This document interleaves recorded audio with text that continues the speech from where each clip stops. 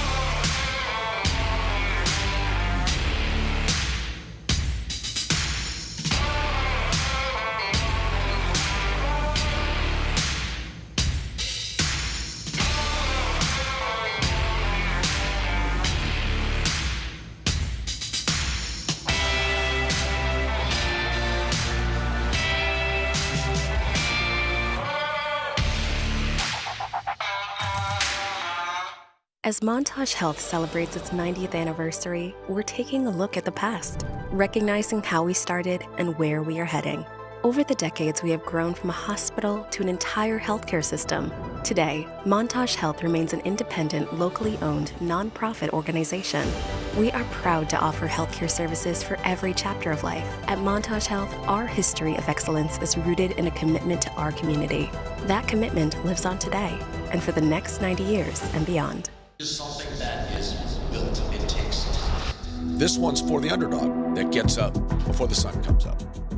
Success is something that suggests that you have made an extra effort above and beyond what your competitors and other people do. Success at Coastal is making sure that we do your job right and we take care of your family and we take care of our family. We are Coastal.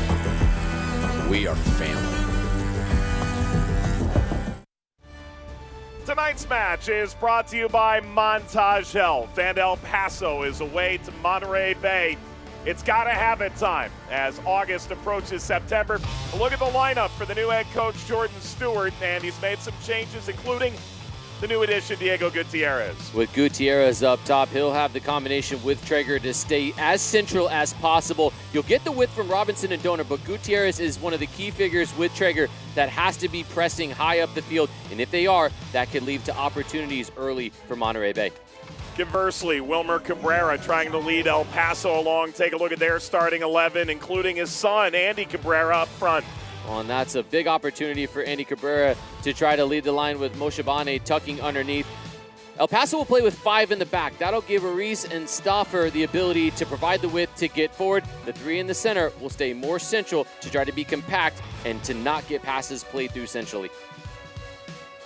So a gorgeous night, the perfect day to bring out a youngin' right before the school year begins here in Northern California. And from Seaside, we close out this Saturday night, the USL Championship, the game in week 25 that has all the makings of a playoff feel for two teams that desperately need the points. Monterey Bay gets the first touch, here we go. Monterey Bay welcome El Paso Locomotive, Cardinale Stadium tonight.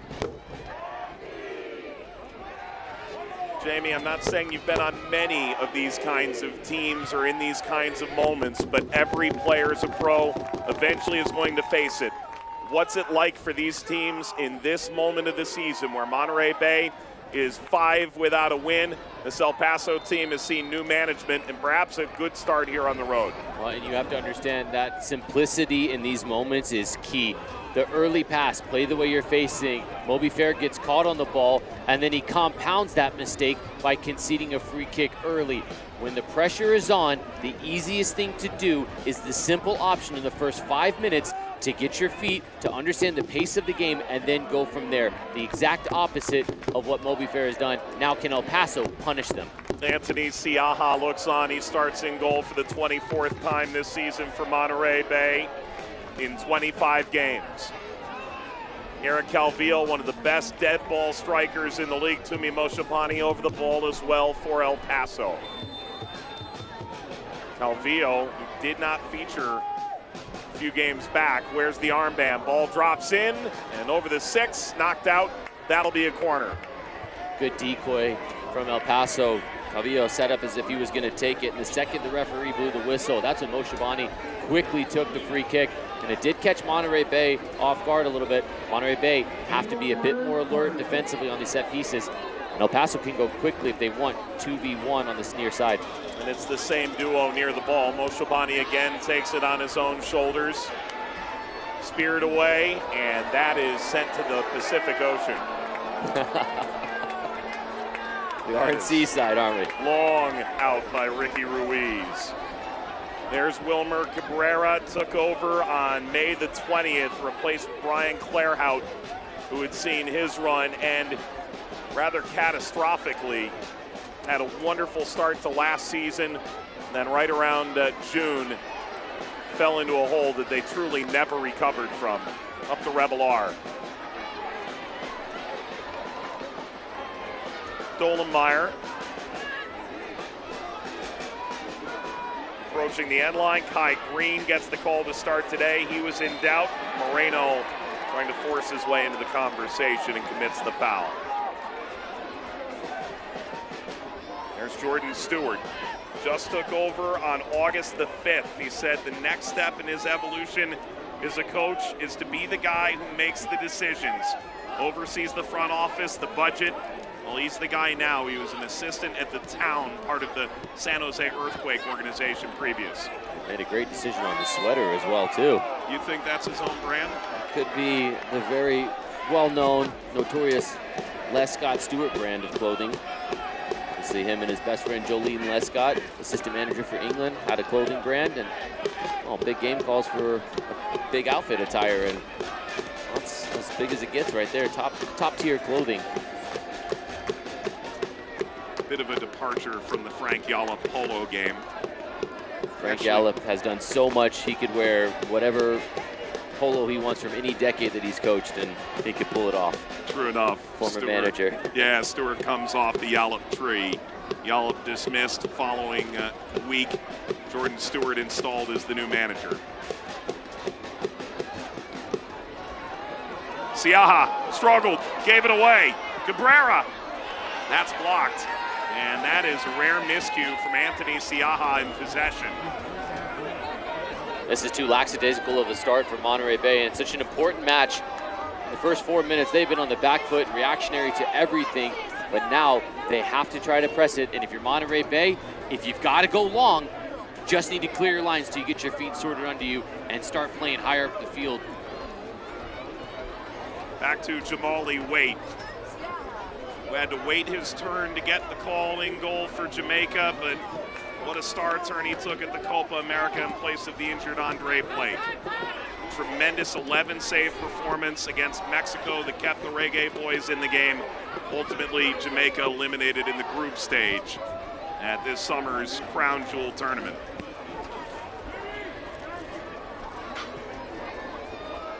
Pulled out by Wahab Akwe.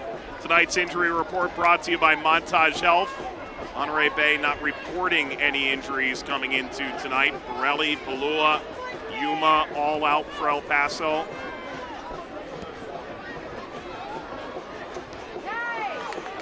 Notably, Traeger and Green were the two players in question coming in, the striker and the center back, both able to start. Moby Fair.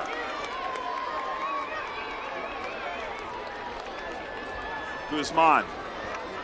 Got end line. Guzman hangs it up. Traeger is target.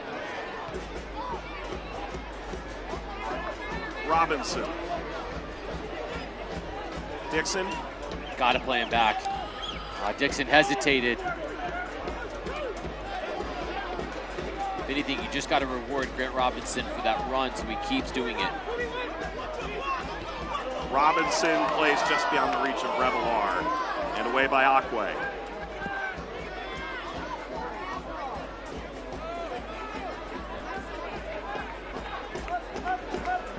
Here's Guzman. Green.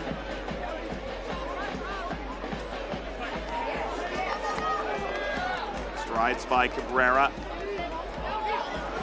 Robinson a bit late to react. Stauffer started it the other way. Moshabani. That is a huge miss from Moshabani. The pass was there, it was on to try to play Moreno, and he just mishit it. It's on his less preferred right foot, and you can see that he doesn't have the same confidence to strike the ball that he normally would if he'd have been on the other side of the field and he was crossing that with his left foot.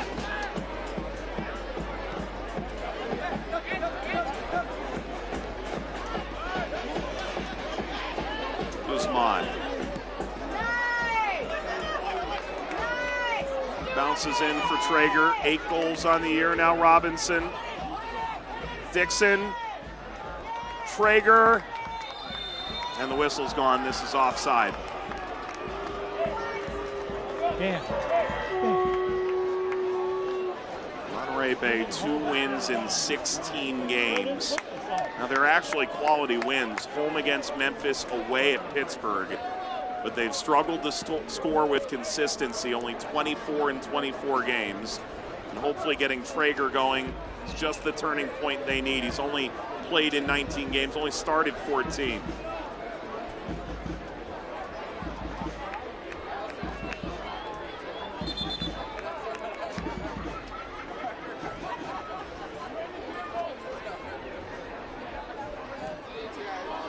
That's given away awkwardly by Waite.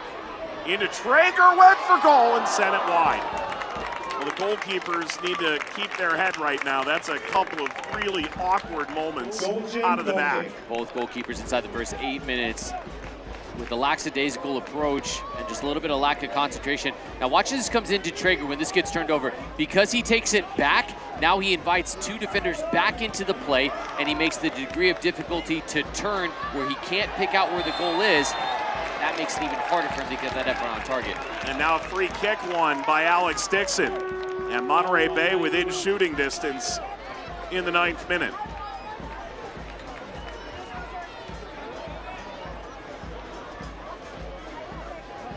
Good decision making from Dixon. There's a shout from Cabrera that he actually did get the ball before he clattered into Dixon, but nonetheless, this is a really advantageous position.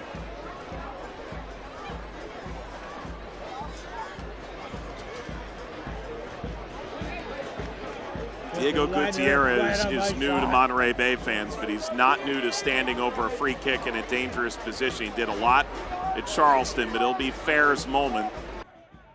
This is perfect range, just enough distance to be able to get this up and over and to be able to strike this on target. So Moby Fair awaits here for Monterey Bay.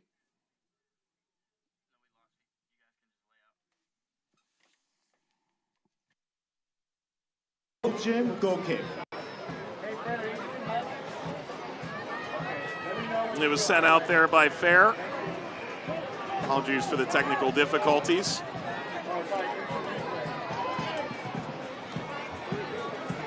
Only taken in by Moshe Bani.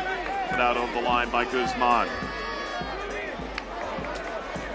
Guzman's done a little bit of everything since he arrived from Mexico.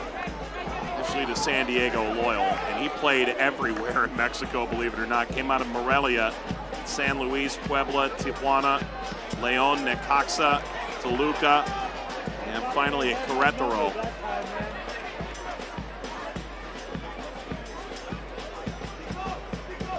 A bad pass from Kai Green. It's a lesson into why you play it wide of the post, because Siaha was on the other side trying to come back in track, but if that had been on target, that would have been a race for Siaha to be able to just get to it to try to clear it from going into his own goal. So while it was a bad pass from Kai Green, it was played out wide astutely. Cabrera forward, Moreno knocked down by Siaha, and he hangs on.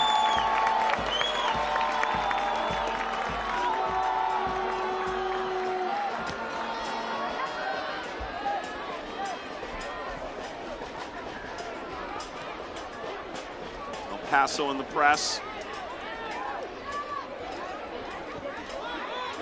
Here's Grant Robinson. His 8th start of the season, has dealt with injuries again this year. Down the line, Dixon. One of the most threatening wingers in the USL. Back heel, Robinson. Dummied through, Dixon! That's blocked. Skews upward, Ione. And the offside flag on the ball ahead to Jerry Ione.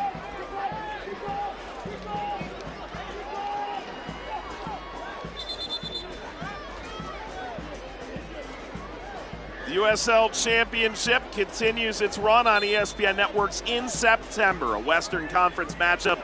Teams fighting to cross the playoff line. Last season's champion, Phoenix Rising, hosting FC Tulsa Friday, September 6th. See it 11 p.m. Eastern, 8 p.m. Pacific on ESPN2.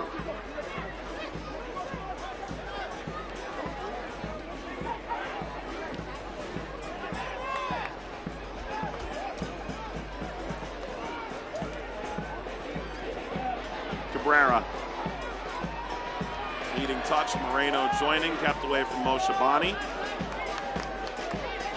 I'm interested to see how this Monterey Bay team takes midfield, and they've taken it right out of the game here. Revelar played it to the left to Traeger, had an option. That is the wrong choice. That was such a good run from Traeger, and it's selfless because he's taking 2 defenders with him. And as he's doing that, that's creating space at the top of the box. Watch where Traeger takes 2 defenders. The decision's being made for Revelar. Slip it to the top. But instead, Dolenmeyer is going to win the race. Traeger took 2 defenders, and ultimately that pass, that's the wrong one, and those are the decisions that are hurting Monterey Bay, that had them above the playoff line, but now currently below it because they're not taking chances like that with the decision-making in the final third.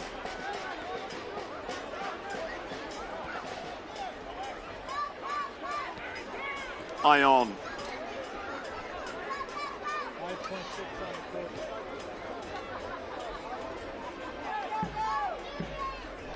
Moby Fair. Rafa Baca leaving the club along with Frank Yallop, so really the guaranteed member of midfield when he was healthy. It's a bit of a hole there for Jordan Stewart to try and contemplate moving forward. The return to health of a handful of players has left a jumbled roster. All the while, El Paso seeing 8 out and 8 in since Wilmer Cabrera took over at the end of May. 2 teams very much in flux. Guzman, Revelar, The ever-willing Maury Donor will work off the right. Too much heat from Revelar. And Moreno goes skidding out of play.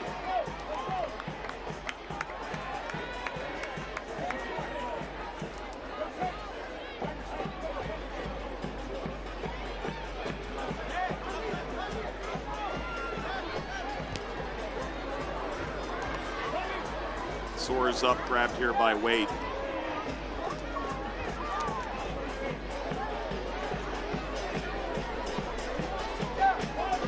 And down to the other end, and Siaha.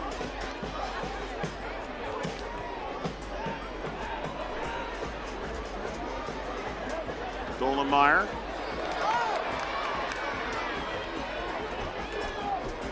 Deal with Gutierrez.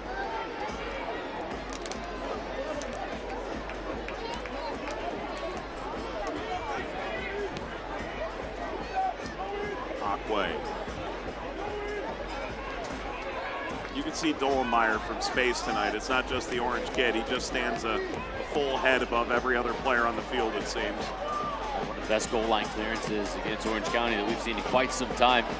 Dolenmeyer always puts himself in the position to be able to affect the plate, and it's been his reading of the game as of late that's really shown his game take a leap forward to the next level. They really needed it. A 1-0 win for El Paso last time out in Southern California at Orange County. Eric Calvillo's penalty in the 64th, the difference. Foul sees the ball into Monterey Bay's possession. It comes from Moreno. Quick restart, and El Paso still slinking back into position. Robinson, Revelar picks it up. Fair. Revelar, brought down by Traeger, circulates back. Traeger spins, still in possession. Gutierrez. Cross for Robinson. Outside Dixon. Tried to swing down the line. Chased by Moshabani. Gutierrez, one touch too many, given away. Moshabani leads. Guzman got a piece. Calvillo was trailing and poked away by Gutierrez. End-to-end stuff right now with both teams looking to press forward in a game that means so much. A real six-pointer to two teams that are outside of the playoffs. This game has had the intensity in the first 17 minutes that you'd expect from both teams, willing to open themselves up and go for it. And while everyone else in America is dealing with stifling heat, 65 degrees at kickoff in Seaside, you can run all night in that weather. This is perfect conditions and a match that inevitably is going to be filled with a lot of energy and passion, willingness to go and take chance and take risk at this point in the season. So far, we've seen that inside the first 17 minutes. Lyon. Will be fair.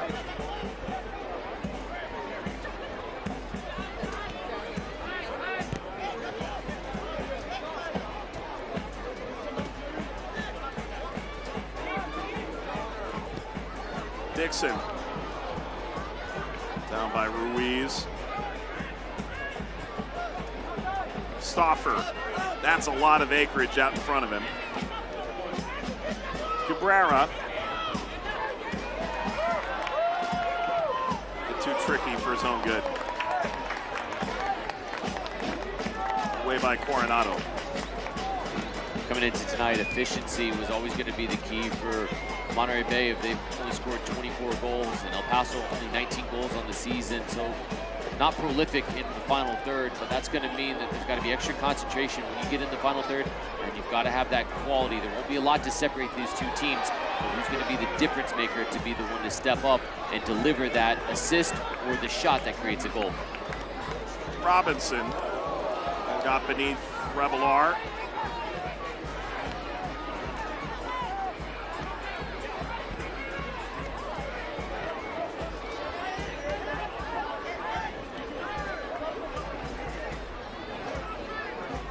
Calvillo.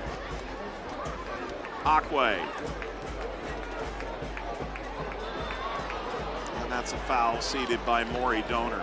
The USL Championship is on CBS Sports and ESPN platforms all season long. Catch live matches and expert analysis every day on the CBS Sports Golazo Network and ESPN Plus. USLChampionship.com for the complete USL TV listings.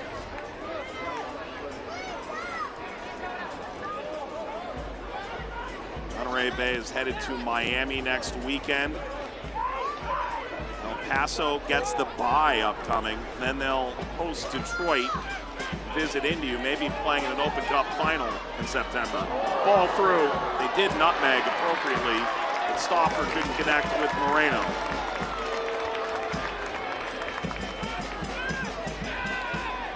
You got the feeling talking to Wilmer Cabrera, vital that they get a positive result going into that bye. Stauffer. Moreno sought the back post, not to be. Good feet from Moreno. Good low center of gravity. This is clever from Stauffer. Watch Guzman. He's trying to reach. What he's trying to do is show that you can't go inside, but also he's got the range to cut off the pass out wide.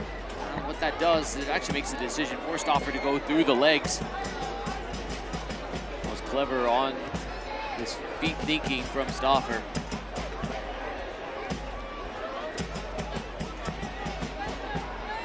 Nothing on the mentality of Guzman coming off of that. Yeah, he needed to be able to get that on target for sure, but Guzman and that one, very fortunate that he turns around and sees it go wide. Yep. You don't want to end up a highlight or a meme or a GIF, that's for sure.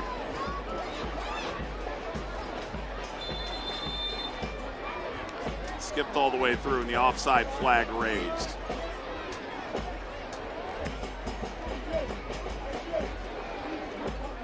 Thought it was interesting. So you've got the bye coming up for El Paso. They also playing 3 games in a row in California. So they played back-to-back Sacramento, then Orange County, midweek and weekend. Actually stayed in between. And Jamie, you were asking what kind of camaraderie you're able to build in those moments with so many new players in this summer window for El Paso. Well, with Wilmer Cabrera taking over mid-season and there being a plethora of changes, and that same conversation we had with Wilmer Cabrera, you asked about how you integrate the new players. We'll get to that more in a minute. Moshabani, what a tackle by Guzman. Incredible timing to that. Having those couple of days to be able to go to the beach, go to lunch and dinner, you start to build little connections with people on a human level. Down the line, touch inside, the stiff arm from Dolenmeyer.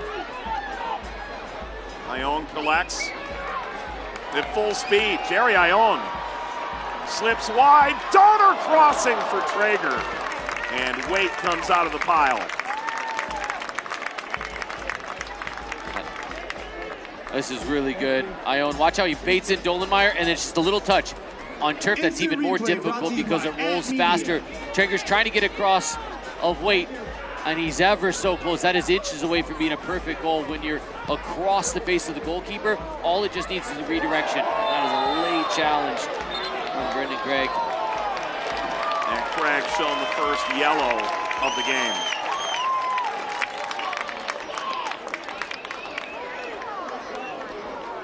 Craig's late. Understands that as he fully commits to this, he's got to be able to bring down Dixon if Dixon's going to touch it around him. If he doesn't, Dixon's collecting this, and his next touch is directly towards goal. Brought to you by Signs by Man on loan from the Philadelphia Union understands conceding a yellow card instead of an opportunity with center back pulled out of position is the better option. No doubt Craig is a prodigious talent. U.S. under-20 title in CONCACAF just 2 years ago. Union looking to see him get more time in El Paso than he would have gotten in Philly. Ball whipped in by Dixon and snagged. Of course, if you're Philadelphia, the news coming out today that Damian Lowe is going overseas at the end of the season. So surely Brandon Craig's trying to make a good inference in front of the coaching staff every time he steps out on the field, because Philadelphia is going to be rebuilding their back line come the offseason. Look at the Union, Lesnes, Elliott, not quite prolific as they have been in years past. Same can be said about Andre Blake, the goalkeeper. I remember Damian Lowe in the locker room playing with him in Minnesota years ago, understanding he has ambition to try to play at the highest level, and he wasn't finding consistent minutes in Philadelphia. So with his departure, and there being an opportunity, the door open more so for Brendan Craig. Now these opportunities are so important for him to put good, solid, consistent performances. And while he just gave away a yellow card, that's actually the type of yellow card that you want to see your center back take if you're caught out of position, because you don't want to compound one mistake by getting caught out of position, by not bringing down the defender that's attacking forward that would have created the imbalance. I don't know that Damian Lowe's going to play the highest level, but he'll get a much higher payday in Saudi Arabia, no doubt about that. Whistle goes here. Referee stopping play and showing an additional yellow to Moby Fair.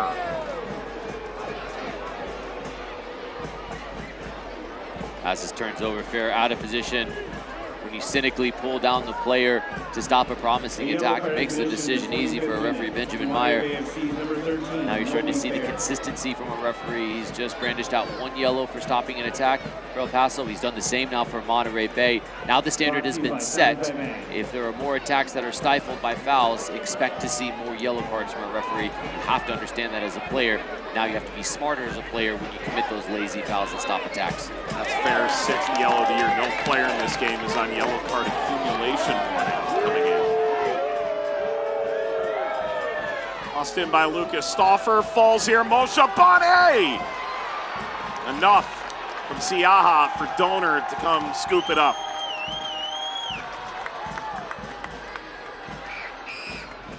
Calvillo brings it in and got run over by Revelar.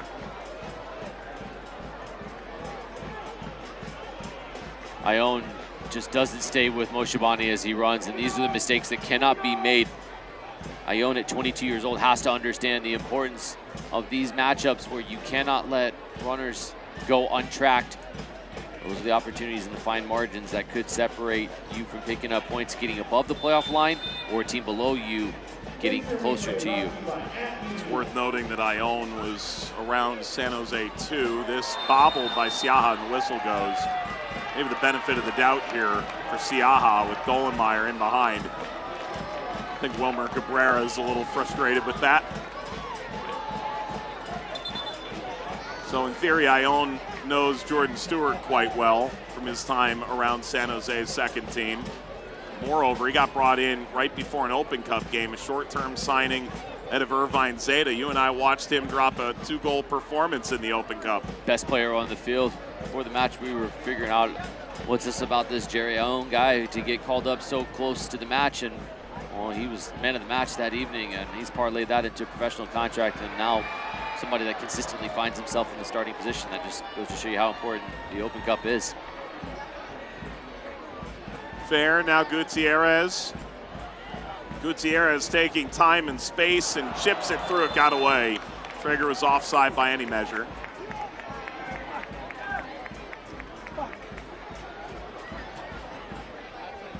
Couldn't say it any better than myself.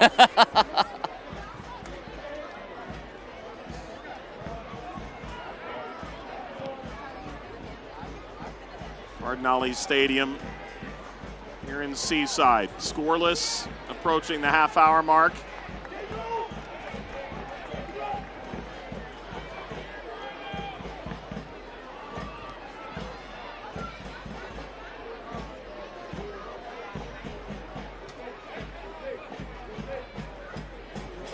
If you're El Paso, you're at the point where you have to win regardless of home or road. If you're Monterey Bay, it especially sting tonight if you fail to take the 3 points, given this is the bottom team in the table coming to your place, trying to find your first win under your new manager.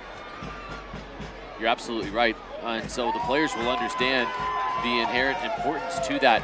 But I've been really impressed with El Paso and their willingness to press and put numbers forward. They're really taking chances with their high line of confrontation and their ability to go and press Siaha. Monterey Bay are going to have to play a bit more direct to handle this pressure. Dixon did well to knock this down the line. Ione all deflected back off of him. Comes high from Moby Fair. Contemplative, instead sends it wide. Maury Donor pauses, allows Calvillo into the hen house, and Moreno tucks it over the line.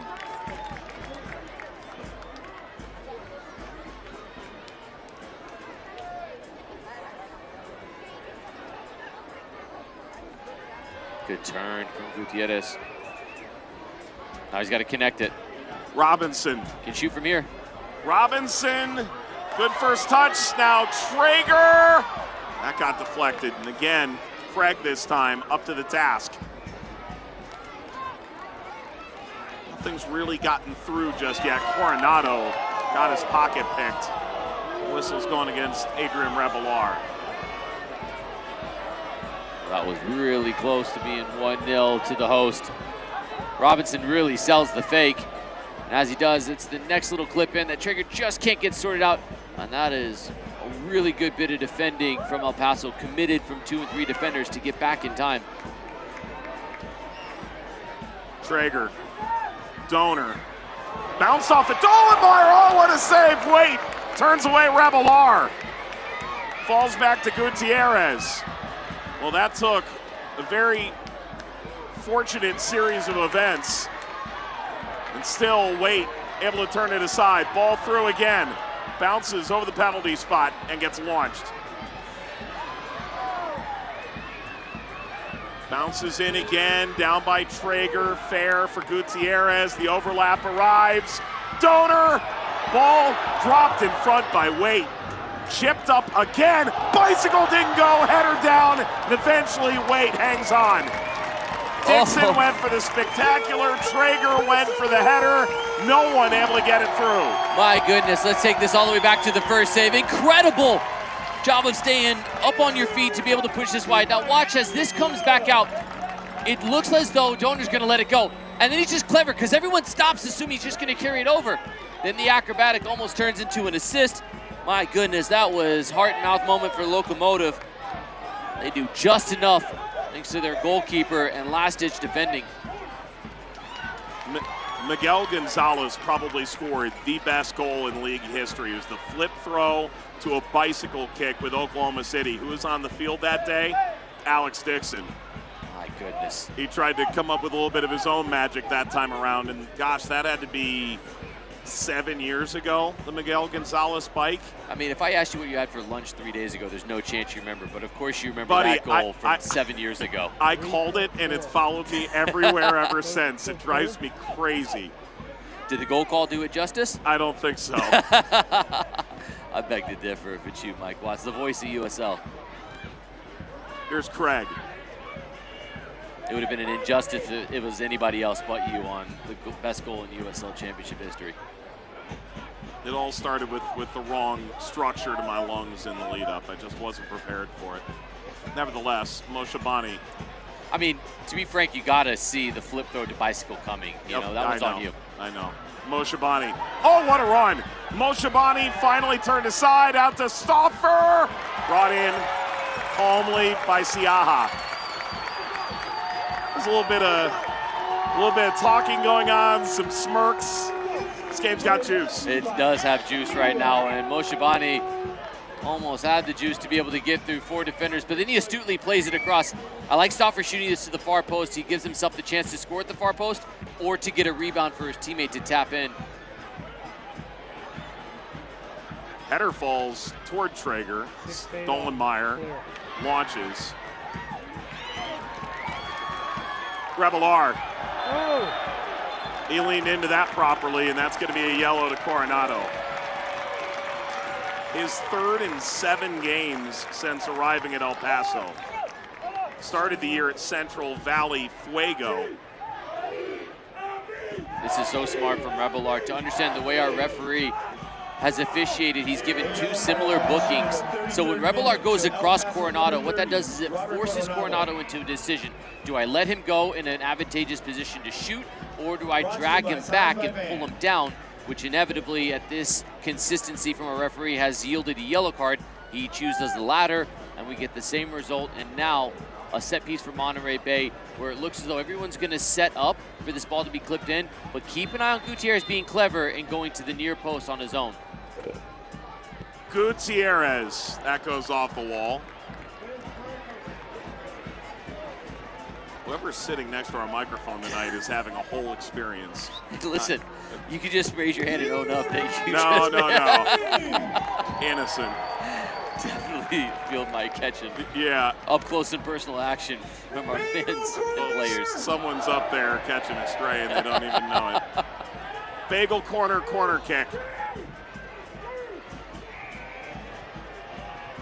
Into the area. The target was Guzman. And that's smashed into the club seats. eFootball 2024 is here. Live your dream, rep your team, play as your favorite USL Championship club. eFootball free to play. Download now. If you had to pick a team in eFootball 2024 to play, who are you picking in the USL Championship? Are you the type that like picks a team based on your favorite player, or do you want the team that's got the highest rating? That's really what it comes down to, right? Look, there's no shame in my game. I will absolutely pick the best team. So, yes, Louisville City, I'm going to pick them. But who are you picking to go against me? Oh, wow. Okay. I may need a moment on that.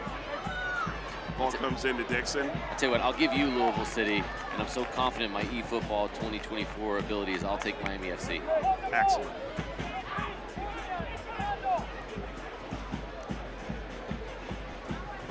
Speaking of strays, this comes to Robinson. Miami was really hanging in there with Tampa Bay tonight. It did not turn out that way, however. For the first hour, 0-0, and then Tampa scores one that turns into two. There were a couple of score lines tonight that got a bit out of hand. Charleston dropped a 5 spot this evening. Nick Marcanic, a hat trick. Pittsburgh, vital win over Birmingham. Charleston actually got a 6th, believe it or not, against 10-man Orange County. Everyone got a red in that game. And then how about Louisville falling to Hartford, down a man for 60 minutes of that game, and Hartford Athletic comes away with the win of their season. Here comes Revelar. Charging down the line, Robinson.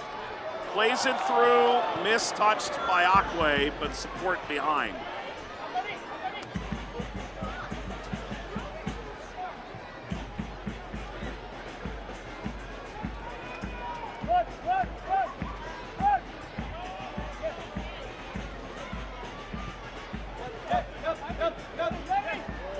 Somewhere at home, Brendan Burke is most certainly very happy with that shout of win of the season over Louisville at home.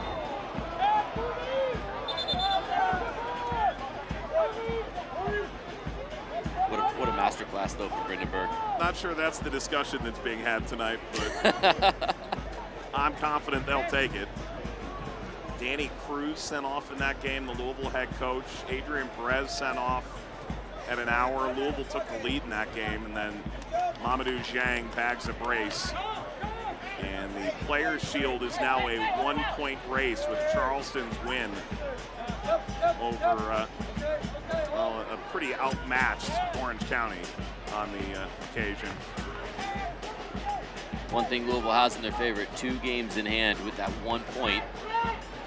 Danny Cruz's side. And they took the season series. Hugely important. 1-1, but on goal difference, Louisville 6 goals to 5 by Charleston. Monterey Bay load up again. Akwe chases that down and comes up to Cabrera. Monterey Bay are doing a really good job of sustaining pressure with more numbers up the field. So what El Paso needs to do now is they need to be able to use Moshibani as an outlet. And if they can get under pressure and just get half a step to be able to clip it and skip out the midfield for Monterey Bay, that's going to then naturally lead the midfielders from Monterey Bay to take a step or 2 back, and that'll relieve some of the pressure for the Locomotive. Lucas Stauffer hangs this in behind. A little bit of contact in the area. Cabrera back heel. Stauffer arrives. Stauffer cut back, knocked away by Fair.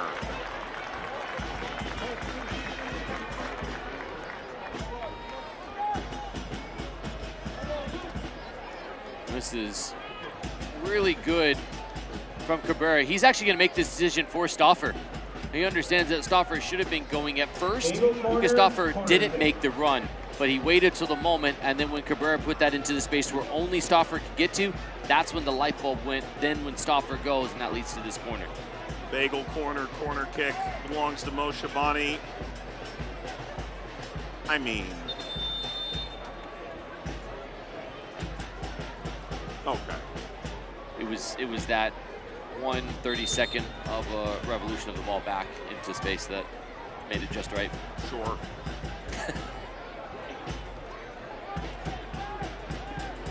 Nothing gets by our assistant referee, William Aiton on the near side. Moshe Bani now. See, that would have been a goal otherwise. That needed several revolutions to have a different outcome. I'll pose this question to you. If it goes in, does William Aiton just have a little chirp if it comes back over for another corner and say, I told you to put the ball right there? Well, I guess score from there. He'd get a secondary assist.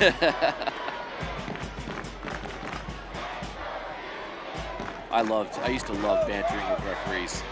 Did they love it? Ooh, speaking of a substantial effort, Dollenmeyer. A lot more than just some banter with the referee. He seems perplexed, but the 6'6" center back from Thousand Oaks shown yellow. No real complaint from Dollenmeyer. He is late, steps in, he clatters in to green, and really had no intention to pull out of the challenge. But yeah, to answer your question, yeah, the referees did enjoy my banter. I'm pretty sure of it. Don't go ask them. Just take my word for it. 40th minute, El Paso number 15, Noah Dollenmeyer. Brought to you by Signs by Van. Dollenmeyer's 5th yellow, 18th start, 23rd appearance. Former 3rd round pick of LAFC. Siaha hangs it out there. Stauffer.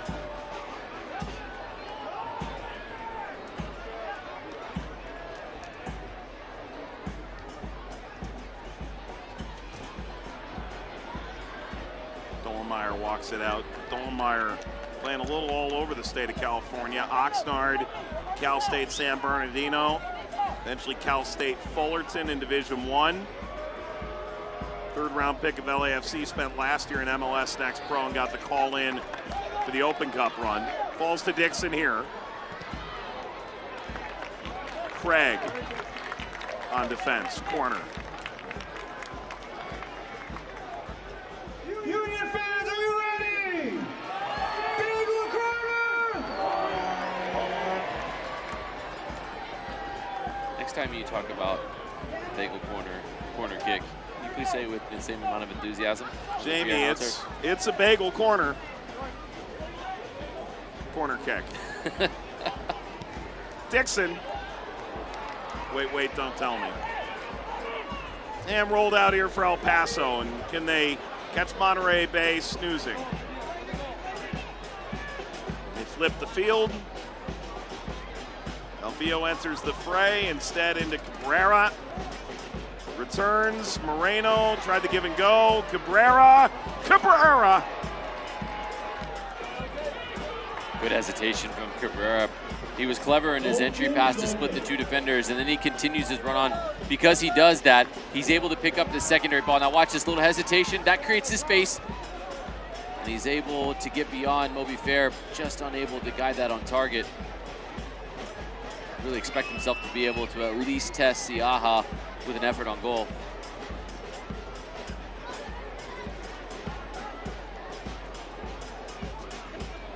What's a bad pass?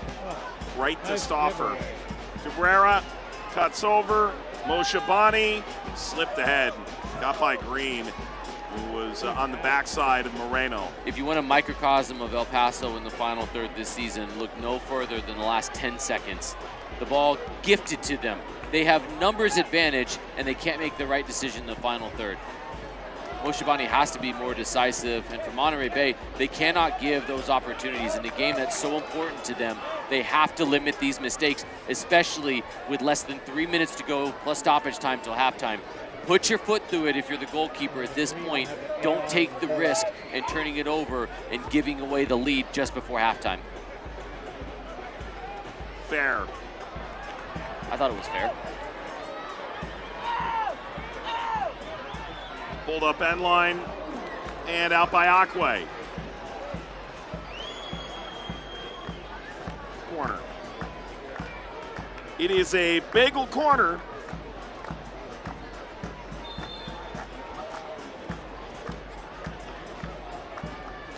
Corner kick. Bagel corner! Talk about getting your money's worth as a sponsor. Absolutely. Good for you, part of club lore. Dixon.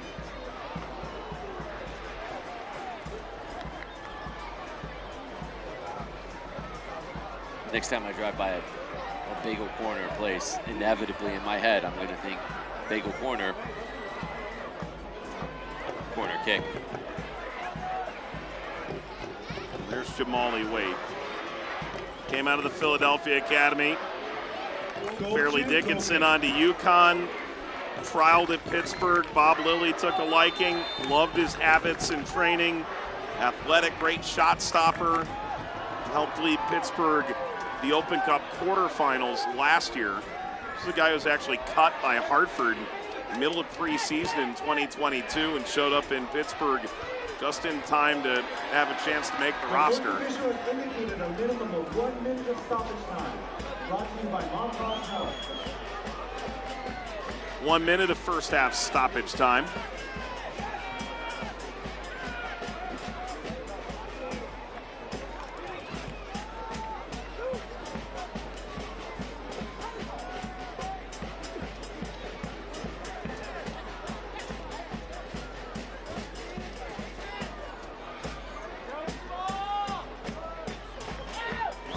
Turned away. Maybe one last chance here for the Locomotive. Dollenmeyer has clearly become a fan favorite here in Monterey Bay. Slipped outside, Stauffer. Angles it back in.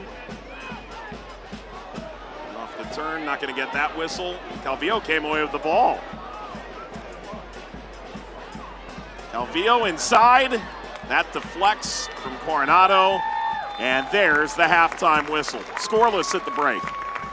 There was a lot of excitement. It was end-to-end, most certainly, and two teams that are absolutely going for it right now with their willingness to take chances, to expose themselves, to get numbers and pressure higher up the field.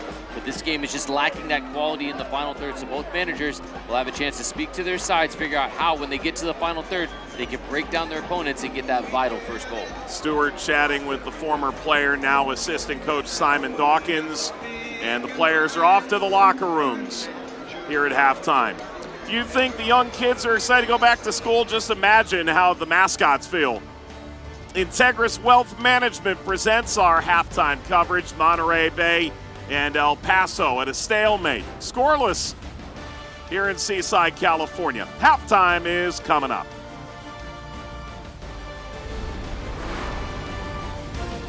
Are you paying too much for your car insurance? Call Coast Auto Insurance to receive a free quote and see how much you could save. Coast works with over 50 different insurance companies to make sure you get the best rate for your car, motorcycle, home, or business. Coast is a local company with local people. We do vehicle registration, SR22, and insurance for Mexico. Call Coast Auto Insurance today for a free quote and see how much we can save you. Or go to coastautoinsurance.com, where your peace of mind is guaranteed. Coastal Roots Hospitality is a proud partner of the Monterey Bay Football Club. Coastal Roots Events and Catering, along with its 3 iconic restaurants, Montrio, Tarpe's, and Rio Grill, invite you to pick it up and pay it forward, where 10% of all proceeds from takeout orders are donated to various local charities. Their catering service and restaurants utilize local farms, butcheries, and ocean fresh sustainability-driven seafood to deliver unique and exemplary dining experiences. For more information, visit coastalrootshospitality.com.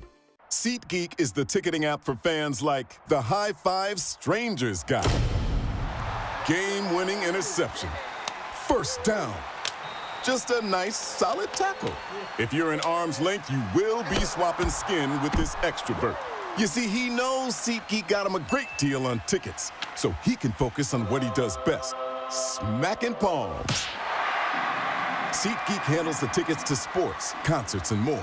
so fans can fan. Are you paying too much for your car insurance? Call Coast Auto Insurance to receive a free quote and see how much you could save. Coast works with over 50 different insurance companies to make sure you get the best rate for your car, motorcycle, home, or business. Coast is a local company with local people. We do vehicle registration, SR22, and insurance for Mexico. Call Coast Auto Insurance today for a free quote and see how much we can save you. Or go to coastautoinsurance.com, where your peace of mind is guaranteed. Halftime here in Seaside. The mascots are waiting to race. The kids are in the stands. School is right around the corner. How about a message from some of the Monterey Bay players to the youngsters headed back to school this fall?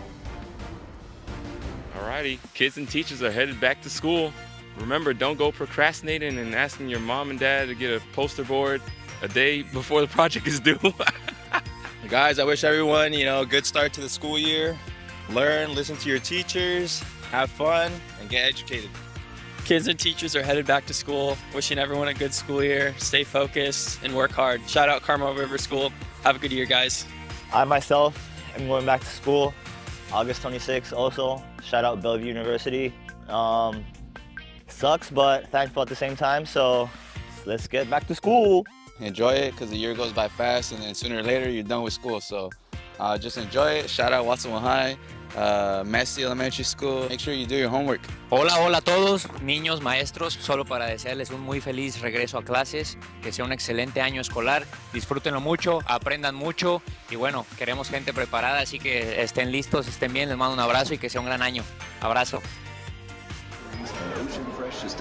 All the best to all the teachers and students as they head back to school, including my wife. For what it's worth, Integris Wealth Management brings you our halftime coverage. Left Shark taking in the sights and the sounds here in Seaside, along with all the other mascots. It is scoreless between Monterey Bay and El Paso. Got a ton more coverage coming up here after this.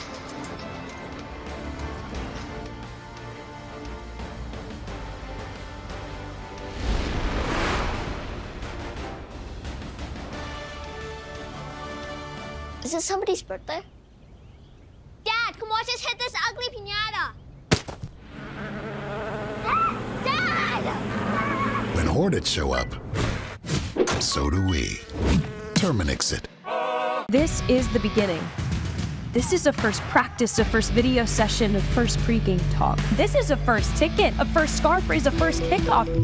This is a tapestry of clubs and players and communities inspired by those who blazed the trail for women's sports, ready to inspire the next generation. We are the USL Super League. We're part of the movement, and this is our moment.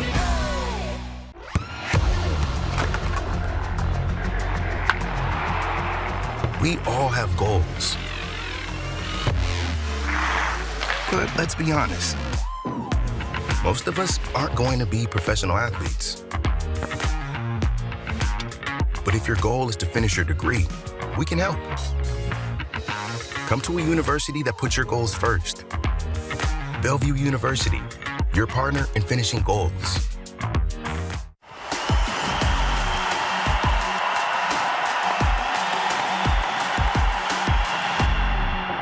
The numbers are brilliant here for Phoenix. Can they find their second right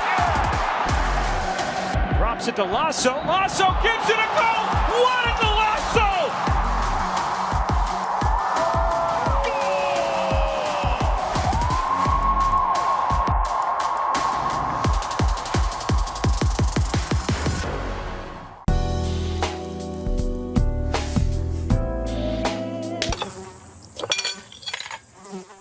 When mosquitoes show up, so do we. Terminix it. As Montage Health celebrates its 90th anniversary, we're taking a look at the past, recognizing how we started and where we are heading. Over the decades, we have grown from a hospital to an entire healthcare system. Today, Montage Health remains an independent, locally owned, nonprofit organization. We are proud to offer healthcare services for every chapter of life. At Montage Health, our history of excellence is rooted in a commitment to our community. That commitment lives on today and for the next 90 years and beyond. Welcome back to Seaside. It is the great running of the mascots. The Wolf, the front runner, he's pulled his hamstring. He's gone lame. It's a 3-mascot race all the way to the finish line. It's the Raccoon that wins it. Have a great school year, everybody. Truly. What a great way to kick it off. Integris Wealth Management brought you this incredible halftime coverage. And a lot more. Here comes news and notes from around the USL Championship and beyond. Jamie, how about Jack Harlow? Now a minority owner for Louisville City and Racing Louisville. Well, it was long odds for the winner of the mascot race. I thought it would have been longer odds to see Jack Harlow be an owner of a USL Championship team at the start of the season, but I was wrong because Jack Harlow now joins Louisville, goes from strength to strength, that ownership group, and then they pull the biggest plot twist, the biggest heel turn ever. Philip Goodrum goes from public enemy number 1 in Louisville to the starting center forward for Louisville. Wilson Harris, Jansen Harris, what a combination. Jansen Wilson, to go along with Philip Goodrum. That is a scary trio up top. And New Mexico, well, they just keep on winning, and they are setting a new standard out there in New Mexico. It's been quite a summer, Mike Watts. You've been a part of most of it. What surprised you most from that 3 right there? Yeah, what a run by Eric Quill and New Mexico United. Already 14 wins, and we'll see if they can hold on to that number 1 seed in the Western Conference. Meanwhile, plenty of action around the championship. Here are the scores from earlier tonight. Charleston blows out Orange County. 3 goals for the Golden Boot leader, Nick Marcanic, as he runs up toward the USL Championship record. The stunner is certainly Hartford, no doubt, and Pittsburgh moves that much closer to the playoff line tonight with a 3-0 drubbing of the Legion. A big 3 points gained by the Battery on Louisville, who have 2 games in hand, but only a point difference between the top 2 teams in USL Championship. Tonight was a big step forward for the Battery, leaving little room of air and margin for Louisville City with those 2 games in hand. And meanwhile, the games that are ongoing on the West Coast. Memphis takes the lead over Oakland, who continue to struggle. Meanwhile, Phoenix and North Carolina just about to kick off here. And Las Vegas is taking on an Indy team that is down substantive pieces. They're resting some major players tonight, knowing they've got Seattle in the Open Cup. Can't wait to see Indy 11. They have the ability to be one of the teams that could get a place in the CONCACAF Champions Cup if they're able to win in the semifinal matchup. So certainly Sean McCauley making the right decision, making sure he can put his best foot forward there with Indy 11 comfortably sitting in the USL Championship, hovering around a home playoff spot. I think that's the right decision from Sean McCauley. Meanwhile, Monterey Bay will go away to Miami, and based on how this game goes, you get the bottom team in each conference back-to-back. You better get something out of it. You have to, at a minimum, 4 points, but you should be expecting 6 points. 6 points is what you'd expect from a playoff team. 4 is a team that's hopeful. Anything less, that's really going to hurt your chances of getting above the playoff line. Yep, 2 of those teams will struggle to get a home playoff game. 3 of those teams will struggle to get to the playoffs at all in the next 5 for Monterey Bay. He's a winner. Oh my gosh, it's a tiger. I thought it was a raccoon. Don't let facts get in the way of a good story, Mike Watts. Lost in the sauce. Congratulations, the hero we all deserve. Integris Wealth Management brought you that halftime.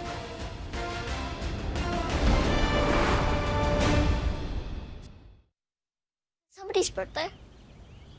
Dad, come watch us hit this ugly piñata.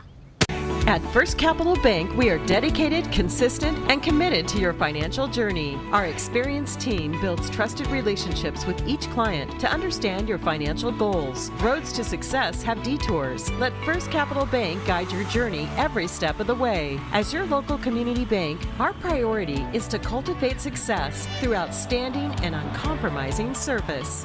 Join us on the journey to greatness with First Capital Bank.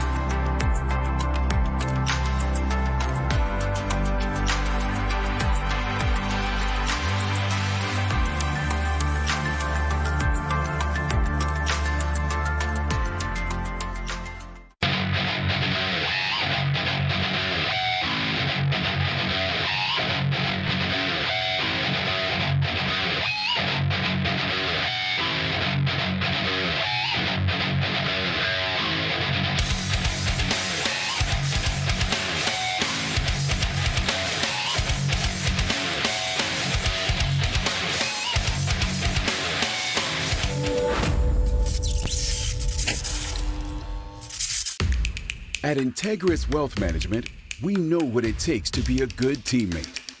For 25 years, we've been your trusted ally. We are local and independent. We care for our clients' money as if it were our own. We believe in doing the right thing and work together to find big wins for you. Integris Wealth Management. We turn values into action and champion livelihoods.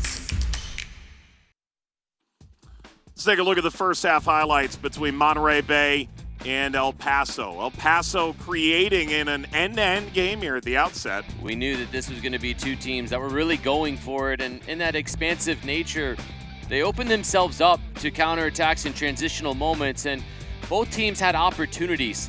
Both teams had half chances, and neither team took those opportunities or half chances. It's there for the taking, but so far what we've seen when it's been called upon from the goalkeepers, they've been able to make the saves, like this one in particular from Waite. That was a tremendous job of staying big. Instead of guessing and going low and crouching down, he stayed upwards and he was able to react and make the save. And so Jamali Waite coming up big again. Alex Dixon goes for the bike, Traeger with his head, Dolenmeyer knocks it down, and Waite able to calmly bring this to 0-0. Well, both goalkeepers will be instrumental in the second half, just as they were in the first. And at times, it looked as though Monterey Bay were the team that was maybe going to concede, maybe going to bend and then finally break. But they've collapsed inside centrally, and what that's done is it's pushed it out wide for El Paso, where they've been less dangerous, and that's where the attacks have stifled. So the Locomotive stand over the ball. The attempts dip into the high 50s as we head into the second half. That'll be a little bit of a culture shock for El Paso, where it's been 100 degrees or hotter much of the week. There's the whistle. Here we go, second half. Monterey Bay hosting El Paso. 3 vital points on the line for two teams that are beneath the playoff line now. Monterey Bay making a change. Alex Lara coming on at halftime. Here comes Monterey Bay charging for Traeger. Molly Waite.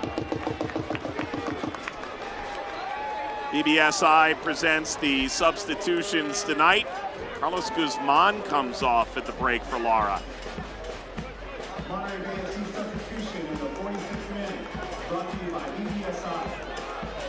Exiting the match, number 5, Carlos Guzman. Goes on Gutierrez. Exiting the match, number 4, Alex Lara.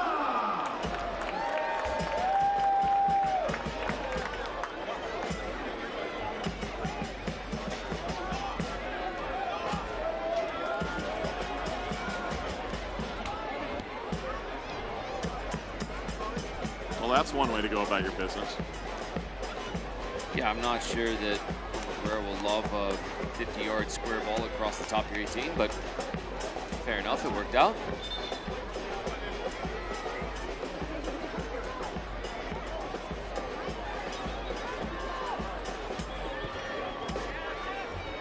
Better than one 50-yard square ball across the top of the 18.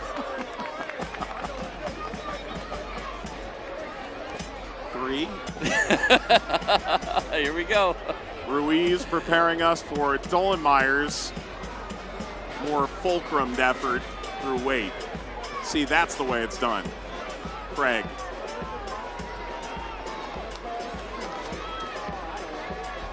Ball ripped away by Revelar. Revelar went down. They say got the ball. Play on. Dolenmeyer went in. Campfire. No one went for it. Fair twists around. Advantage played, and that's all it'll be. Gutierrez soars over the bar, and Fair unable to get a free kick for getting taken out at the top of the 18. Watch the miscommunication that happens between the El Paso defenders. When it gets to the top of the box, it'll be that you got it, no, I got it, and then ultimately nobody takes it. And this is a good decision from our referee, Benjamin Meyer, to play on. That could have been a foul, except for that opportunity from Gutierrez was deemed advantage enough. So our referee let that be the play that kept it from coming back to being a delayed whistle. And you agree that was enough of an advantage? Absolutely, I think so. Inside the 18, a shot coming across from a right-footed player across your body. He mishits it. If he comes back and then gives a whistle, it's like you've given 2 advantages. So I think that was absolutely the right decision from our referee.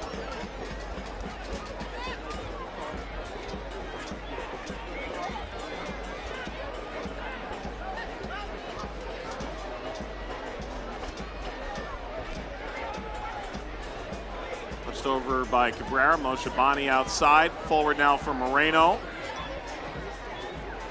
Sent back off the heel of Kai Green.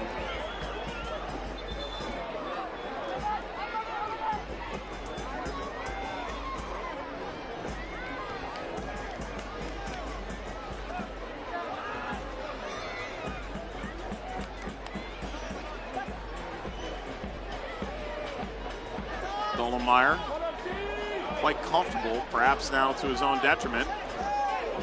Seemed to catch Moby fair there. Nothing doing, but Ione ahead for the Union.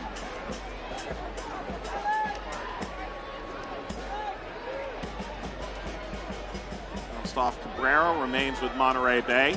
Look at how compact El Paso is. So this is a tactical shift in what they're doing when they collapse in centrally. They're playing 5 across the back, and then the 3 are sitting. They're being really difficult to break down. The only areas in which Monterey Bay can attack are those wide areas. So if you're Monterey Bay, what you need is extra runners that unbalance, and then you get movement like this. Revelar ricocheted around, came off Ruiz and back to Jamaldi Waite. In that first half, we saw a lot of expansive pressure from El Paso, right? So a marked difference out of halftime. Yeah, and I think for El Paso, understanding that in the first 5-10 minutes, that's probably going to be where Monterey Bay take their chances to try and go and get an early goal and really take a strong hold of the momentum of this match. So El Paso, to combat that, what they've done is they've decided to just be really compact, really tight, very difficult for any passes to penetrate centrally, forcing Monterey Bay out wide. And then as the half wears on, I imagine El Paso will wait for those moments to attack wide areas in behind Monterey Bay in a bit more direct approach. And Jordan Stewart acknowledged, the new Monterey Bay head coach, that Wilmer Cabrera has been with the team now about half of their games, but still you don't always know what he's going to bring to the table and the adjustments that they'll make. They'll need to problem solve during the game, and this is a new problem to solve. Craig upfield. Here's the space in the corner, up, back, and through. That's the one. Header on by Moshabani. Very impressive run here. Clipped across by Stauffer. Nobody home. That's better, though. That's breaking out from El Paso.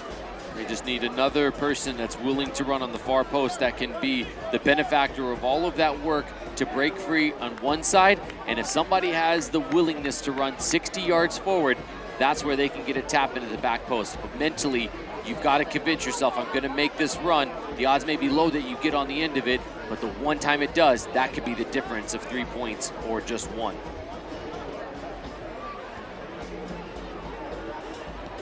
Siaha. And now Kai Green. Nice to hear Green and the Monterey Bay players offering some sage advice on back to school night at halftime. Oh, that was really nice, actually, from the players. I'm a little worried about Kai Green acknowledging that starting projects late is a problem. I don't know how that worked out in his youth, but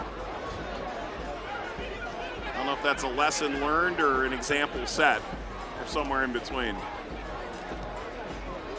Oh, and it's not just the kids going back to school. There'll be wonderful teachers going back to school as well. Mike, you know one in particular pretty well. No, looking forward to. New York sends the teachers back late, first week of September. Wow, it's like an eternity. It was a long summer. Good for the kids getting to enjoy that. Yeah, just the kids. Yeah, I mean, as a parent, I'm ready to send them back. Wow. Solid 6 days after they initially get out for the summer. As a teacher, the sniffles arrive in New York on September 3rd. Akwe gets a touch on it. Here's Dollenmeyer. Wait. Right up the gut. Good confidence to be able to have that entry pass. Now they break the pressure. This is good expansive football from El Paso. They need to try to get an end product, though, in the final third. Really bright moment here in the Locomotive push into the final third. Stauffer again. This time his touch lets him down. Robinson lets him right back into the mix. Bit of a shove. Stauffer maintained. And there's Siaha. It's a little awkward coming out for it, but engulfs it. And Siaha launches this up for Traeger by his lonesome. Not for that pesky Wahab Akwe. You weren't kidding. He put that 80 yards in the air. Anthony Siaha is athletically one of the most gifted goalkeepers in the championship. Is it Brandon Aubrey, the former Toronto FC2 goalkeeper who hit a 66-yard field goal with the Cowboys this week? That's him. Cabrera. I don't know if Siaha has field goal kicking in his future, but he's got the leg. Donor siphoned it off.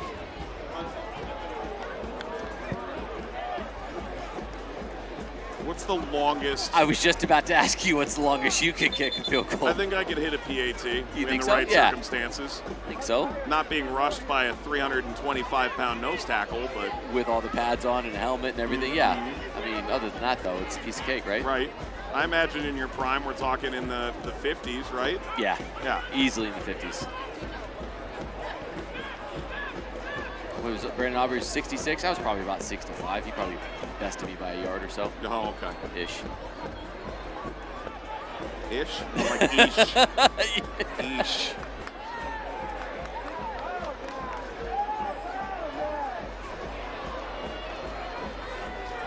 Traeger. Dixon.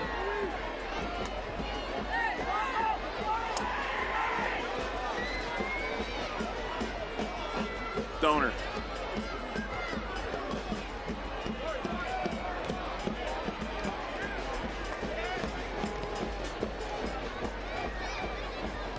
I like what I've seen from El Paso, their willingness to absorb pressure inside the first 5 minutes.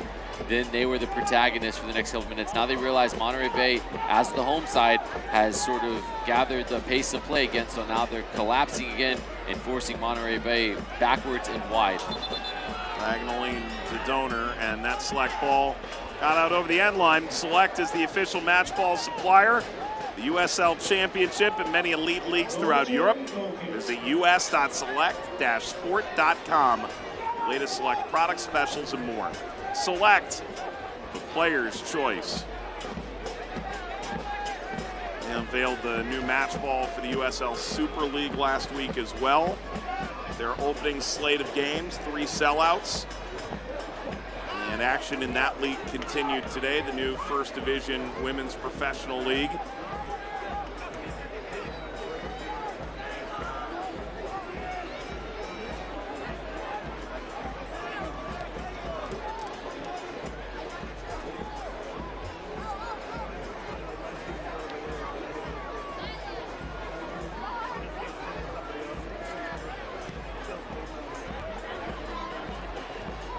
Siaha showing off the leg for all the scouts. Stauffer.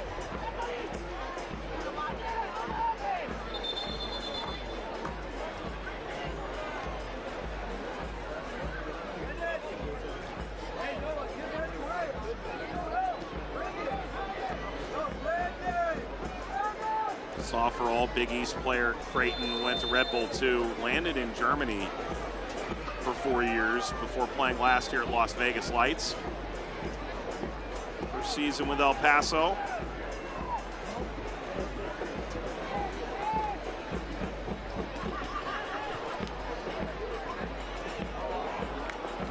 By Craig. That's probably for the best. How about that arm? Dixon nods it ahead. Akwe strode with him. Danger for the ball kid.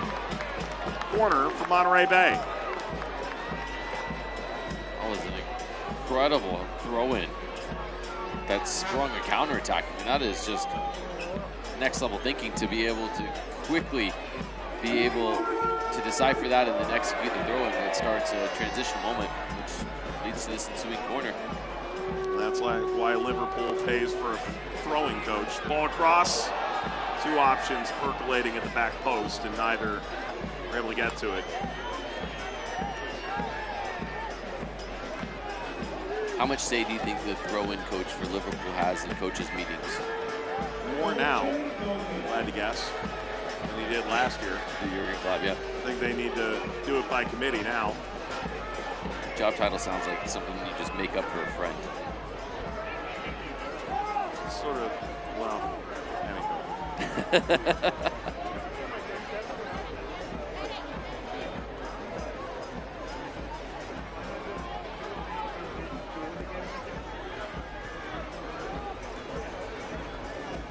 is better from El Paso because they've weathered a storm twice now for a 3 to 4 minute stretch, and then collectively they all push up together and they wait for these moments where somebody makes a pass that's square under pressure. Ultimately, Cordona is able to get out of that pressure. Ruiz tracking Akwe, kept it from Traeger. Bounces homely to Fair. Dixon swerves into play. Traeger knocks it down to Dixon. He lost the handle, and then he got all of the El Paso player from behind. Dixon should get booked for this. Coronado certainly believes so. Yep, Dixon in the book. Yeah, Dixon knew as soon as he lost his balance, lost his footing, Coronado was going to break out. So Dixon, watch him just try to kick out. He understands what he's doing. No complaints from Dixon or any of his teammates. They understand that was just a tactical foul from Dixon after the mistake was made.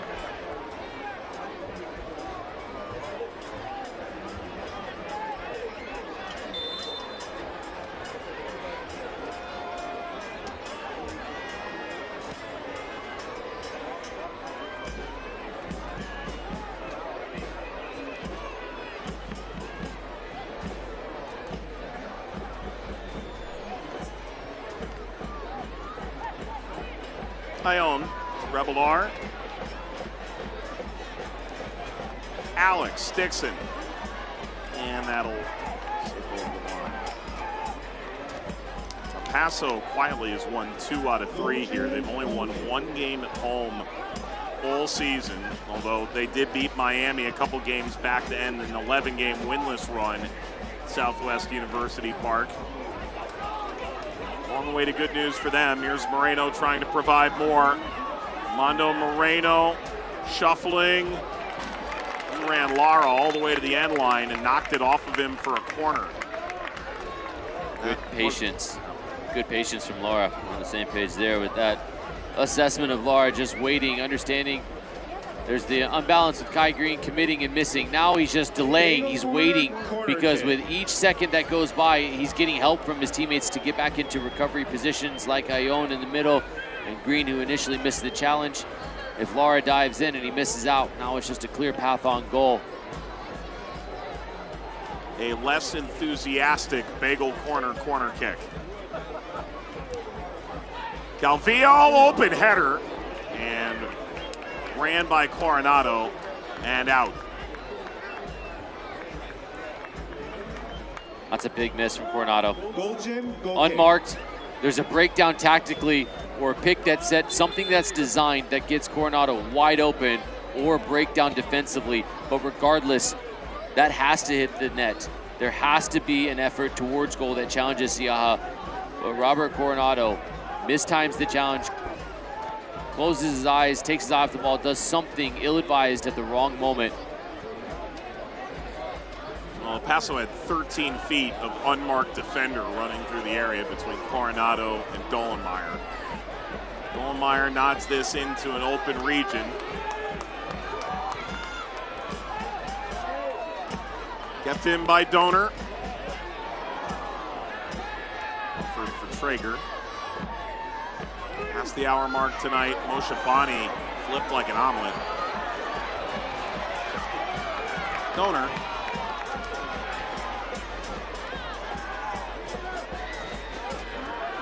Dixon. Support wide, he plays it. That stayed in. All part of the plan. Donor.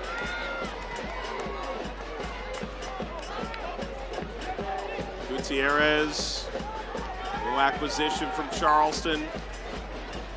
Shuffling the deck with Aaron Malloy's injury. Jay Chapman brought in from Hartford. Gutierrez on the move.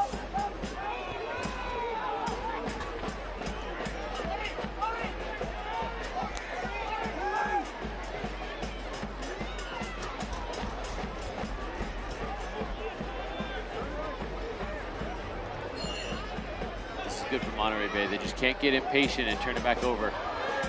Ball through. Akwe was bracketed by Revelar and Traeger. Corner, the best outcome. Good patience being shown by Monterey Bay in that moment. And then ultimately lulling El Paso Locomotive into a bit of a lull. Waiting for that moment. That is just really good defending from Akwe. Had to be done with a pair of Monterey Bay attackers around him, and not knowing what's around him, he just concedes the corner, which is the right decision.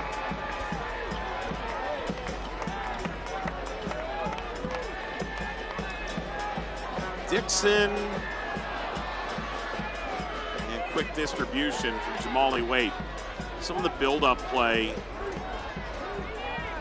short passing game from El Paso has been exquisite in the second half. Oshabani.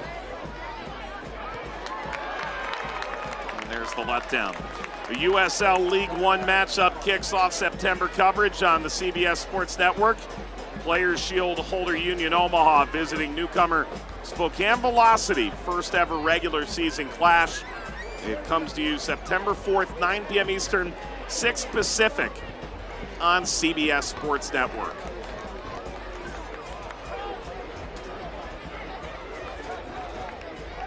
Velocity and the Zephyr, first year up in Spokane, Washington.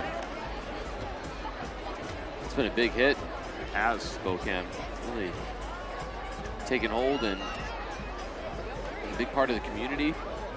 Had some success. Correct me if I'm wrong, when you dipped into USL for a little while, it was maybe Arizona United was out west. That's correct.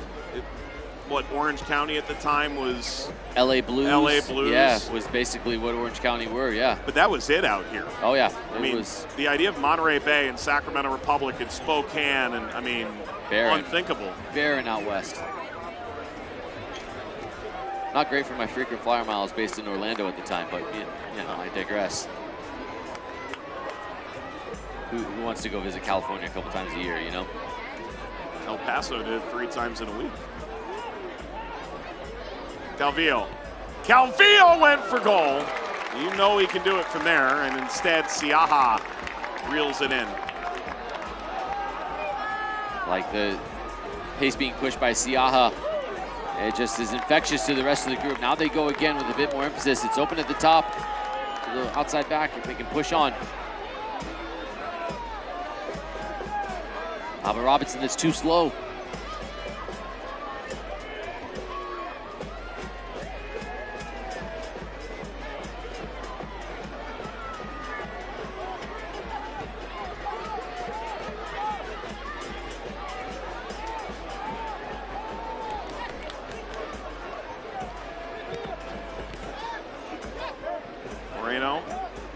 Ruiz got slew-footed. Play on. Calvillo waits, plays it through on the right-hand side. Lasted frame up and away, and now grabbed by Siaha. Real palm stinger from Stauffer. And this all starts from 30 seconds ago when Grant Robinson goes too slow and he pulls it back. Long for Traeger, who can certainly play direct. He's doing so here. Looks in on Akwe, he's turned away.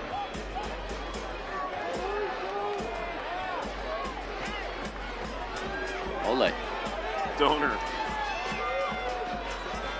Turns on the Jets on Ruiz, plays it atop the 6. Handball. Wow, that is a major self-inflicted error from Armando Moreno.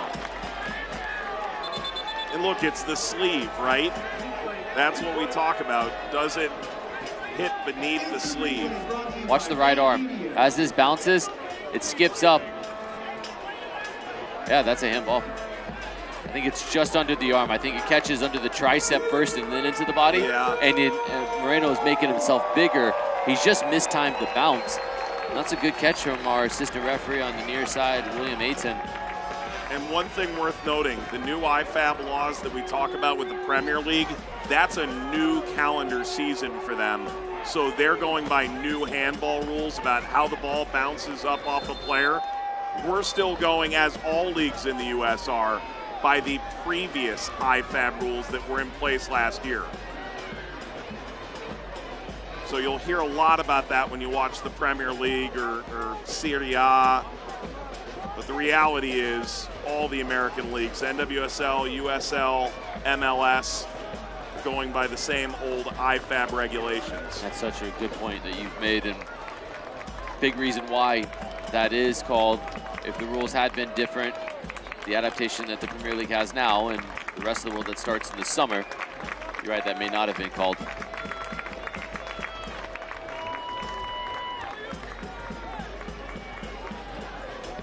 May we offer you a series of Monterey Bay changes.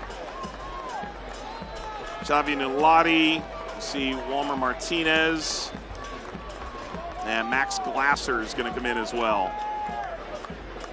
So these will be subs 2, 3, and 4 for Monterey Bay. They'll have one left.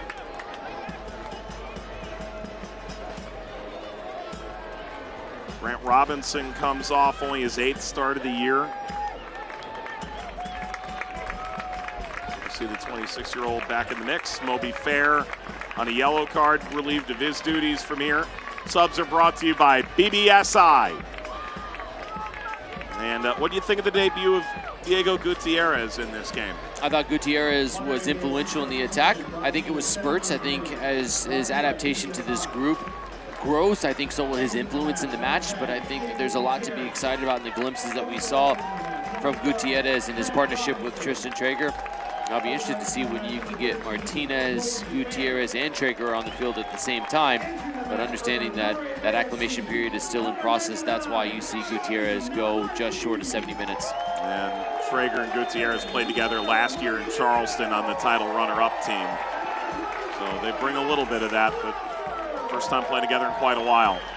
Free kick here for Monterey Bay is easily walled off by El Paso.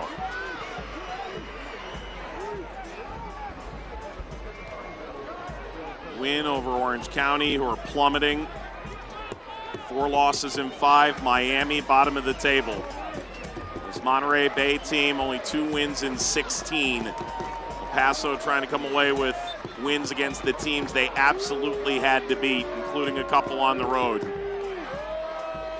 Monterey Bay trying to find their first win under Jordan Stewart.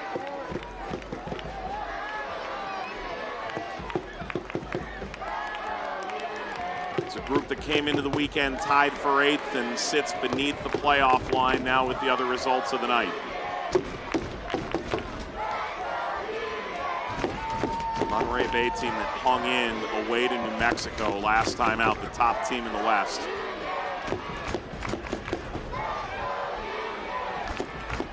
Crowd here never fails. Bring the energy for this Union side, trying to claw their way back above the line.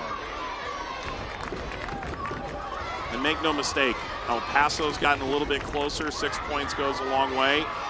It is super compact in the Western Conference. You can find yourself on the cusp of a home playoff game in no time at all. Or out of the playoffs if you drop said results. And that's where Monterey Bay is living now. This will be an important final 20 minutes or so for Monterey Bay. These are the games that you need to be picking up maximum points if you want to be a playoff team and you want to flirt with a home playoff game. Or when the season comes and goes and you find yourself on the outs, if you're not picking up 3 points, you circle back to these matchups where they're drop points. Cabrera. Moshabani offers Cabrera. Deflected. That's a corner. Monterey Bay's 3rd season of existence, 12th in their expansion year, 11th, a point better last year. They're 14 points away from that pace this year. Corner kick. And still with 10 games to go coming into the night.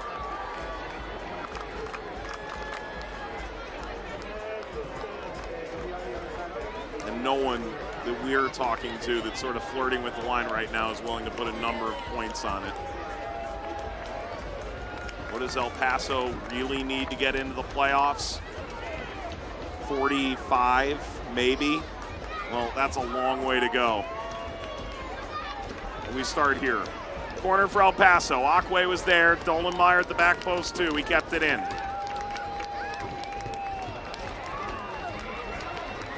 Dolenmeyer trying to embrace his inner winger. Kai Green, as ever, his inner defender. Martinez.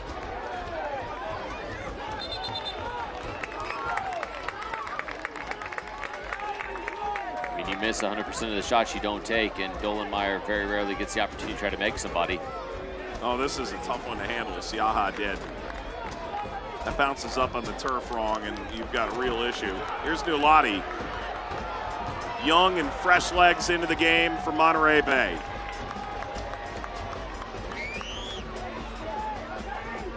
Nulati. Swiped over to Donor. Martinez. Donor once more.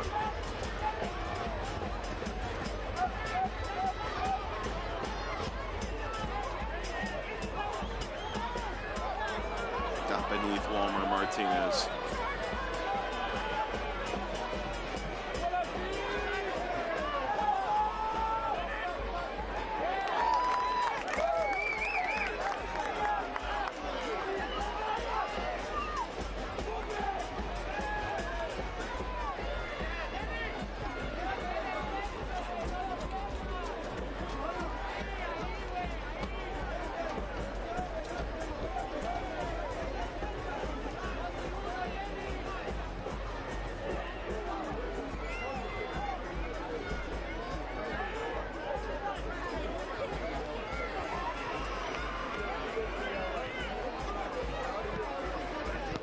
Martinez. Back to Anthony Siaha. Tony Alfaro preparing to make his long-awaited return. 6-year MLS vet, 14 starts on the year, set to come in off the bench for the first time after an extended layoff due to injury. Given away to Moreno. Too many touches. He could have played it in behind, and he just took too many touches. Cabrera through. Moshabani! He was challenged. And while Moreno is waiting for it, it skids wide of the splaying Siaha. The weight of this pass is exceptional, and watch the movement from Moshabani, who's going to start in the middle of your screen. And as this step happens from Lara, he attacks the space. Now, because Moshabani has the preference to his left foot, the right foot really shows why there's such a lack of accuracy in that moment, but the movement is exceptional from Moshabani. Ruiz knocked off the ball by Donor. Play on. Moreno. Not much of an advantage. Over the top. Traeger's there! Traeger! Rounds the keeper, angle tightened, he ran out of room. What a massive moment. What a huge moment in this match. And the man you'd want it to fall to, Tristan Traeger, is on the receiving end. Yet watch his second touch. That goes heavy, now he goes wide, and the angle's done. Even if he puts it back on target, Brendan Craig is right there to clear it off the line. That is such a disappointing turn of events. That first touch is just too much. He's got to get it under close control. If he does, then he can slow himself, prepare himself, and then try to apply the finish. Substitutions are brought to you by BBSI. Moshabani off, as dangerous as he's been.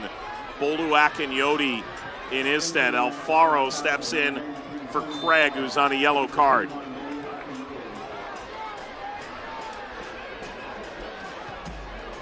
First subs by El Paso.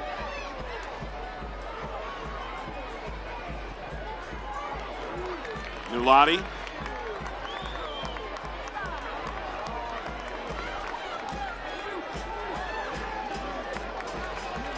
Donor. Skips off that. A Stauffer. Top of the box is open. Martinez brought it down. Great first touch. Martinez above the bar.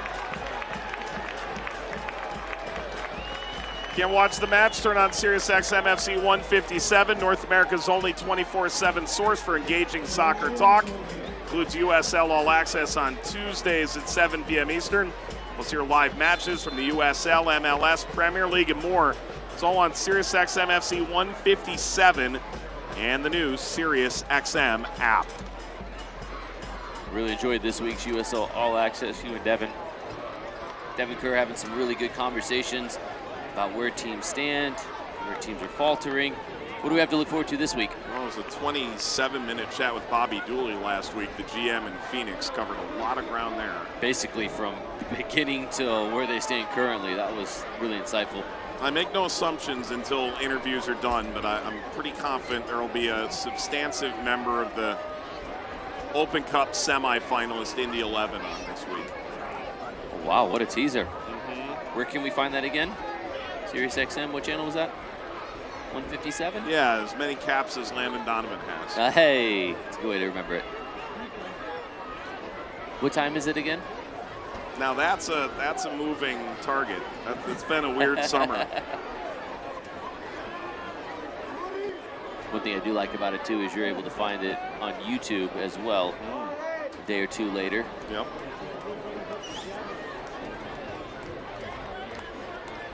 Well, Dixon took the magic potion. And it looks like he'll try and gut this out. They do have one sub remaining, Monterey Bay.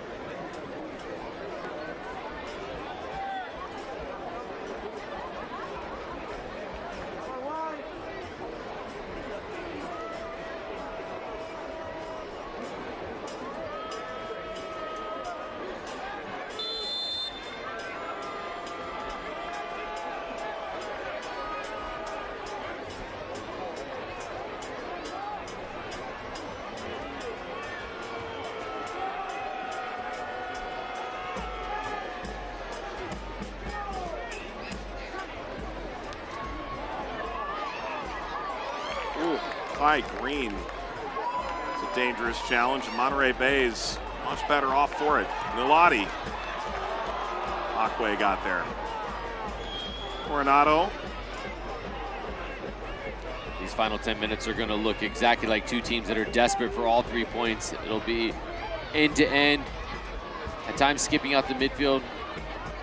Just going to need one moment of brilliance, one moment of quality in the final third right now, because it doesn't seem like there's going to be more than one goal in this match. Stauffer. Zaha seemed to indicate he would have gotten to that, but Lara not allowing El Paso to provoke.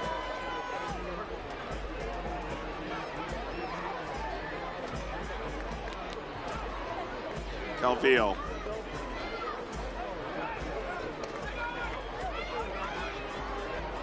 El Paso more measured in the second half. Is there a point where you open this thing up now? I think we're getting to it. The final 10 minutes, I think inherently the players understand where they sit, bottom of the Western Conference. 19 points, that they need to go for it if they have any hopes of playoff aspirations. Paso, I think at this point have nothing to lose, so they need to try to push forward, take some chances. And see Akwe, who's been the heart of the defensive back, now he's going on this marauding run forward, having to track back. Monterey Bay can attack the space he's left. Traeger into Nulati. Spinning, Rebellar somehow got the shot away and put a decent amount of power on it, although weight shifts over. If El Paso's on 30 points, they look at a point in Monterey Bay a lot differently. Absolutely.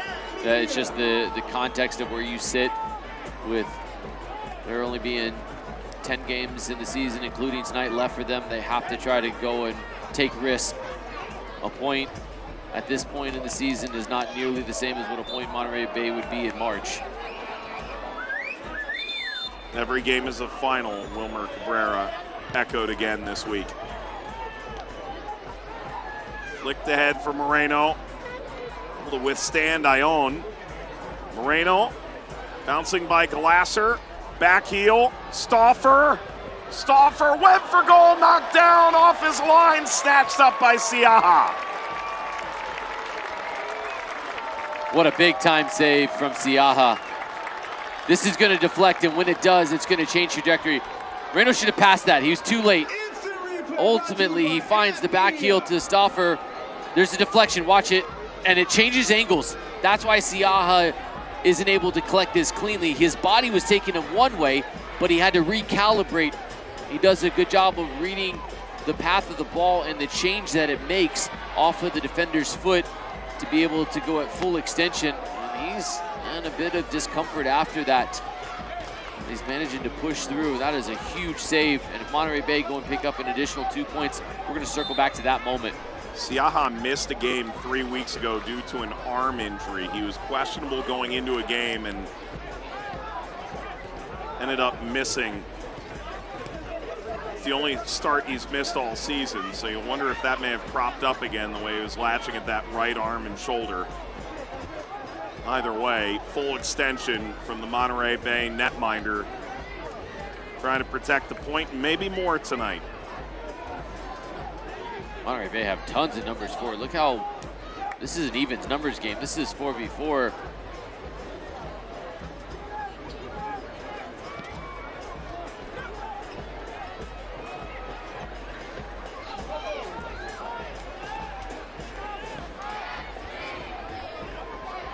Moreno bouncing through contact. He's all alone now.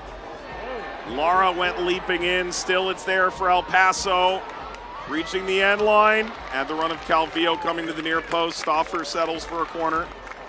Moreno is doing so well to be creative with the low center of gravity to get to the top of the box, but he needs to make a better decision. Whether it's an earlier shot or slipping a teammate through, his decision making is too slow, and it's causing El Paso to not be able to get any sort of decent efforts at goal. Bagel corner.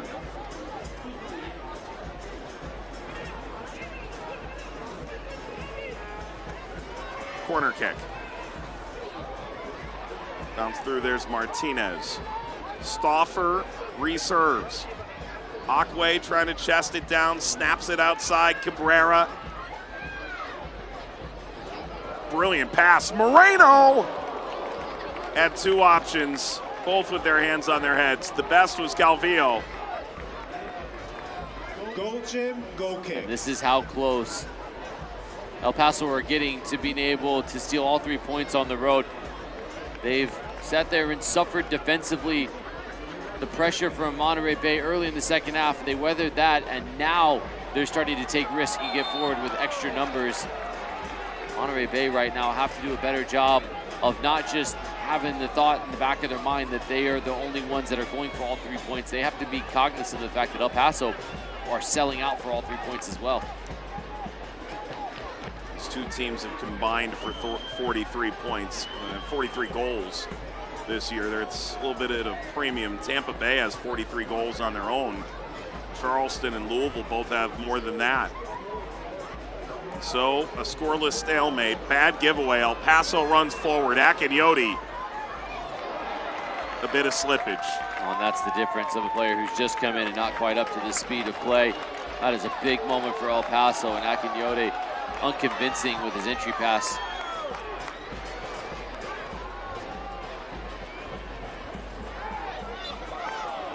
Ruiz caught by Martinez.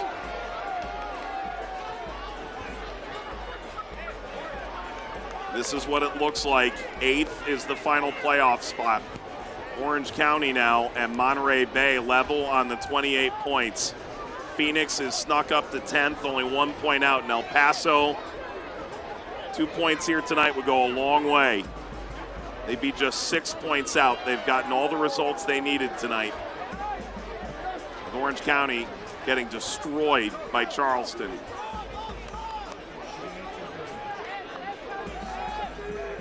This El Paso team, one of the last two in the league to get a win. They and Colorado Springs flummoxed the first 10 games of the year. Colorado Springs has worked their way above the playoff line. El Paso not that far off, all considered. Ruiz, Cabrera. Run coming, Calvillo. Far post is open. Stauffer cuts through. Calvillo kept out. Falls to Coronado. Tried to slide it, and instead, the grapple of the arm, a free kick, and El Paso could potentially win it on a dead ball. El Paso have been patient, and they're getting their moments with Monterey Bay pressing forward, and Coronado really gets fortunate to win a foul. And he sticks his leg out at the last moment in front of Revelar to just try to shield him off of it, and he's fortunate enough to catch some contact, so he goes down. And this could be a season-defining free kick. 2 extra points right now would go such a long way for El Paso. Concentration is at a key. You have to hit the target from here. You have to give yourself an opportunity to beat that man, Anthony Siaha.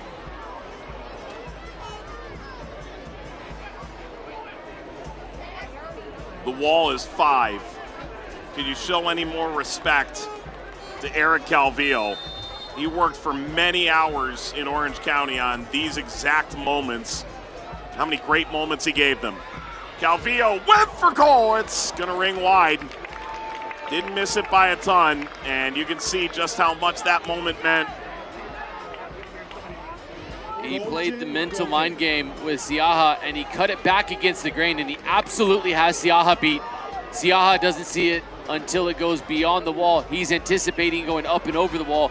Calvillo went back to the side that Siaha should have been covering, and that was inches away.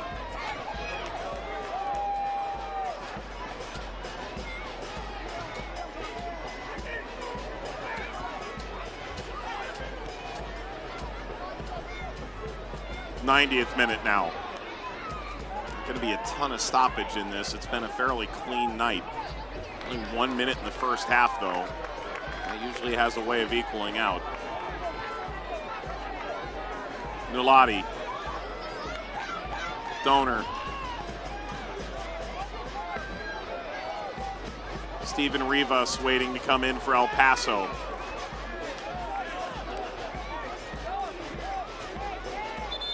Wilmer Cabrera saying, do it now. So Moreno coming off. Check that, it's gonna be Andy Cabrera who comes off. So El Paso tries to find, be a real season-defining moment. BBSI presented the substitutions tonight, 4 added minutes.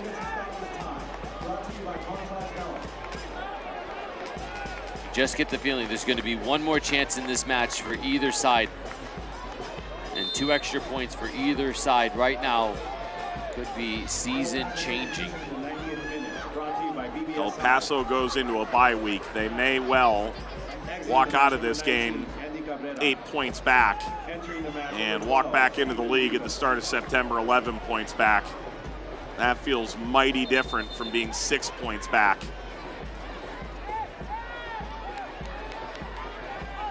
Monterey Bay looks ahead.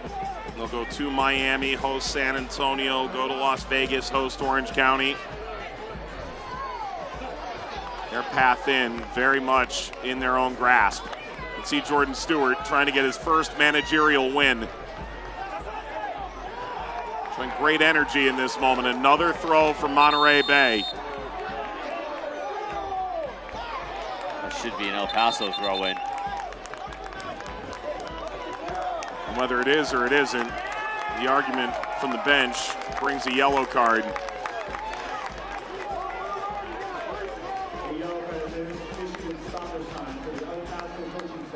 And it looks like Wilmer Cabrera was the man up. Will be the man carded.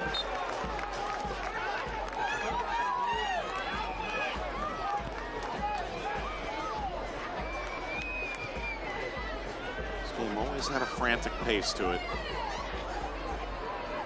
Lara, Siaha, Akwe, Nulati running through midfield. Crashes into Dolenmeyer. Dolenmeyer's going to be shown a yellow. Dolenmeyer's going to be sent off. Noah Dolenmeyer sent off for the first time this year. And El Paso's going to finish with 10, and it's their biggest player leading into a major set piece. After picking up the yellow card in the 40th minute, Dolenmeyer understands Asnalati is going full speed as he touches it beyond him. At this moment in time, he has to sacrifice himself. This is a selfless decision. Wilmer Cabrera gives him a handshake of approval to understand it's the leg out. He knows exactly what's going to happen when he sticks his left leg out to stop Nulati in that promising attack. A half-hearted attempt to try to convince a referee, Benjamin Meyer, otherwise, but Dolenmeyer knew exactly what the consequence was if Nulati goes in behind him. It's a really good scoring opportunity, so he sacrifices himself. For a single match day, this genuinely might be a league record for Reds. Ball in, Akwe, who shoulders the responsibility now. 94th minute. Donor sends it in. Header off target from Walmer Martinez. And Alex Lara both going up for it. And is that the last real chance of this game? If you're El Paso, are you packing it in now? Down a man, point in hand? Yeah, I think so at this point. Maybe one last half-hearted effort playing it long, but a point looks a lot prettier than it did about 90 seconds ago. To your point, on a match day, a single match day red card, that's the 7th one today in USL Championship. Here comes Nick Hines now, a defensive sub. Moreno likely got the signal. It's a big loss also for El Paso in their next match without Dolan Meyer. Paso will see Detroit September 7th. And Detroit, known for their set piece adequacy. Stephen Carroll doesn't have to worry about Noah Dolan-Meyer in that game now.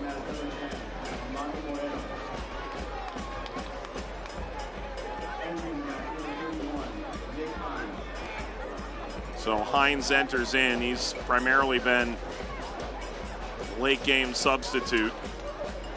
22nd appearance, 18th off the bench. And the El Salvador international Armando Moreno comes off.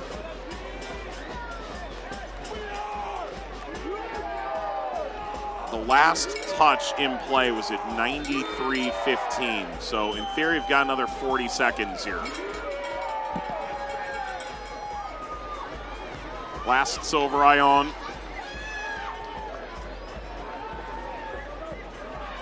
Rivas lost his footing. Lara. Kai Green pulls this back away from Calvillo. The moment is now. Maury Donor charges ahead. Calvillo joins alongside. Donor cuts it across. Glasser plays back. It's not the moment to play back. You need to try to get it forward. Whistles in the referee's mouth now. It's got to happen. Nulati turning Ion. Slips ahead. Angled outside. Is this the moment? Donor crossing in front. Ball knocked away. Follow sliding. Nulati lost his footing. Waite saves a point.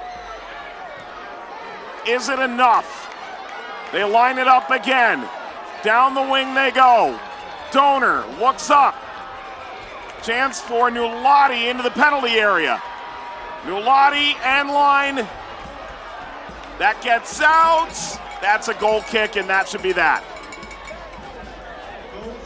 What a delightful chance at the death for Monterey Bay.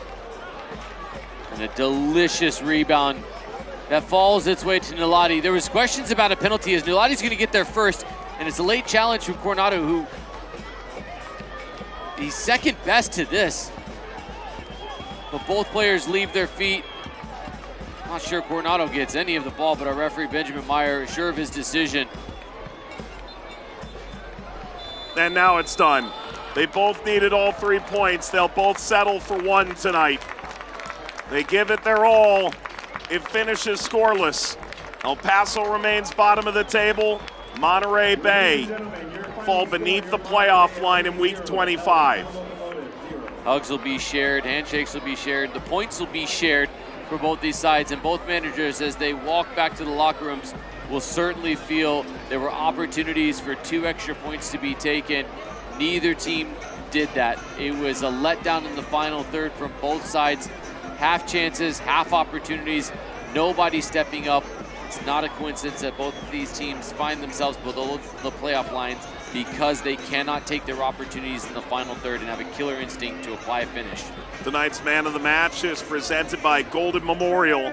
Anthony Siaha came up with a couple critical saves. He really did. His positioning, his ability to move his feet, recalibrate on deflected shots, and ultimately his distribution as well were so important to starting counterattacks. And Siaha did his job. He did everything that he needed to. 7th clean sheet on the season.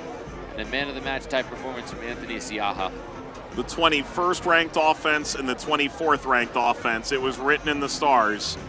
El Paso shut out for the 10th time this season. They get a point on the road. They get 4 points out of their California road trip. Is it enough to save their season? Time will tell. El Paso and Monterey Bay split the points, one to the cutting room floor. We'll wrap it up on the other side of the break.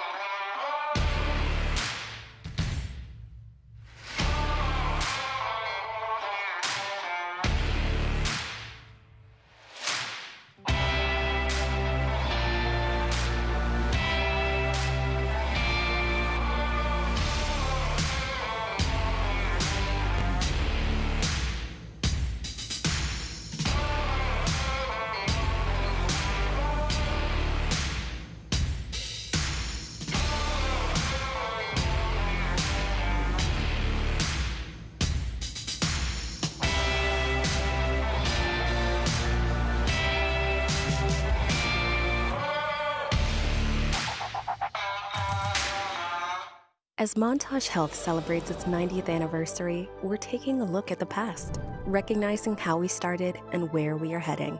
Over the decades, we have grown from a hospital to an entire healthcare system. Today, Montage Health remains an independent, locally owned, nonprofit organization.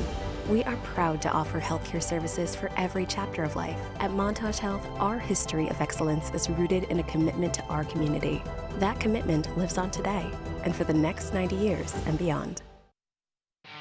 Let's take a look at the full-time highlights. Monterey Bay and El Paso finished scoreless tonight. El Paso and Monterey Bay, both a handful of chances. Goalkeepers had to come up big tonight. Both teams at the point in the season where they needed all 3 points. So it led to a very open match and a lot of half chances. Both defenses were very cognizant about making sure they didn't give up too many opportunities through the heart of the defense. So a lot of opportunities came wide. This was one of the better opportunities with good movement from Moshabani. Alex Lara late to step. Moshabani, though, on his less preferred right foot, puts it wide. And the man you wanted to fall to if you're Monterey Bay is Tristan Traeger. The first touch is too heavy. The second touch is too wide. And on a night when you needed a man to step up, you just didn't get it from the attacking side of Monterey Bay, but you did get it from Anthony Siaha. He had a man-of-the-match type performance, and then late on, stoppage time, second yellow for Dolan Meyer. We'll see him out when they pick up play again after a week break against Detroit. Here's the last one. An inviting ball that was played right back into the path of Nilati. Nothing doing, as good closing down from Coronado stifled that secondary attempt. So Monterey Bay slip into 9th place. They were hanging right around the home playoff slot just a few weeks ago. They've now lost 4 out of 5. Meanwhile, El Paso hangs in the basement. They're only 8 points out now.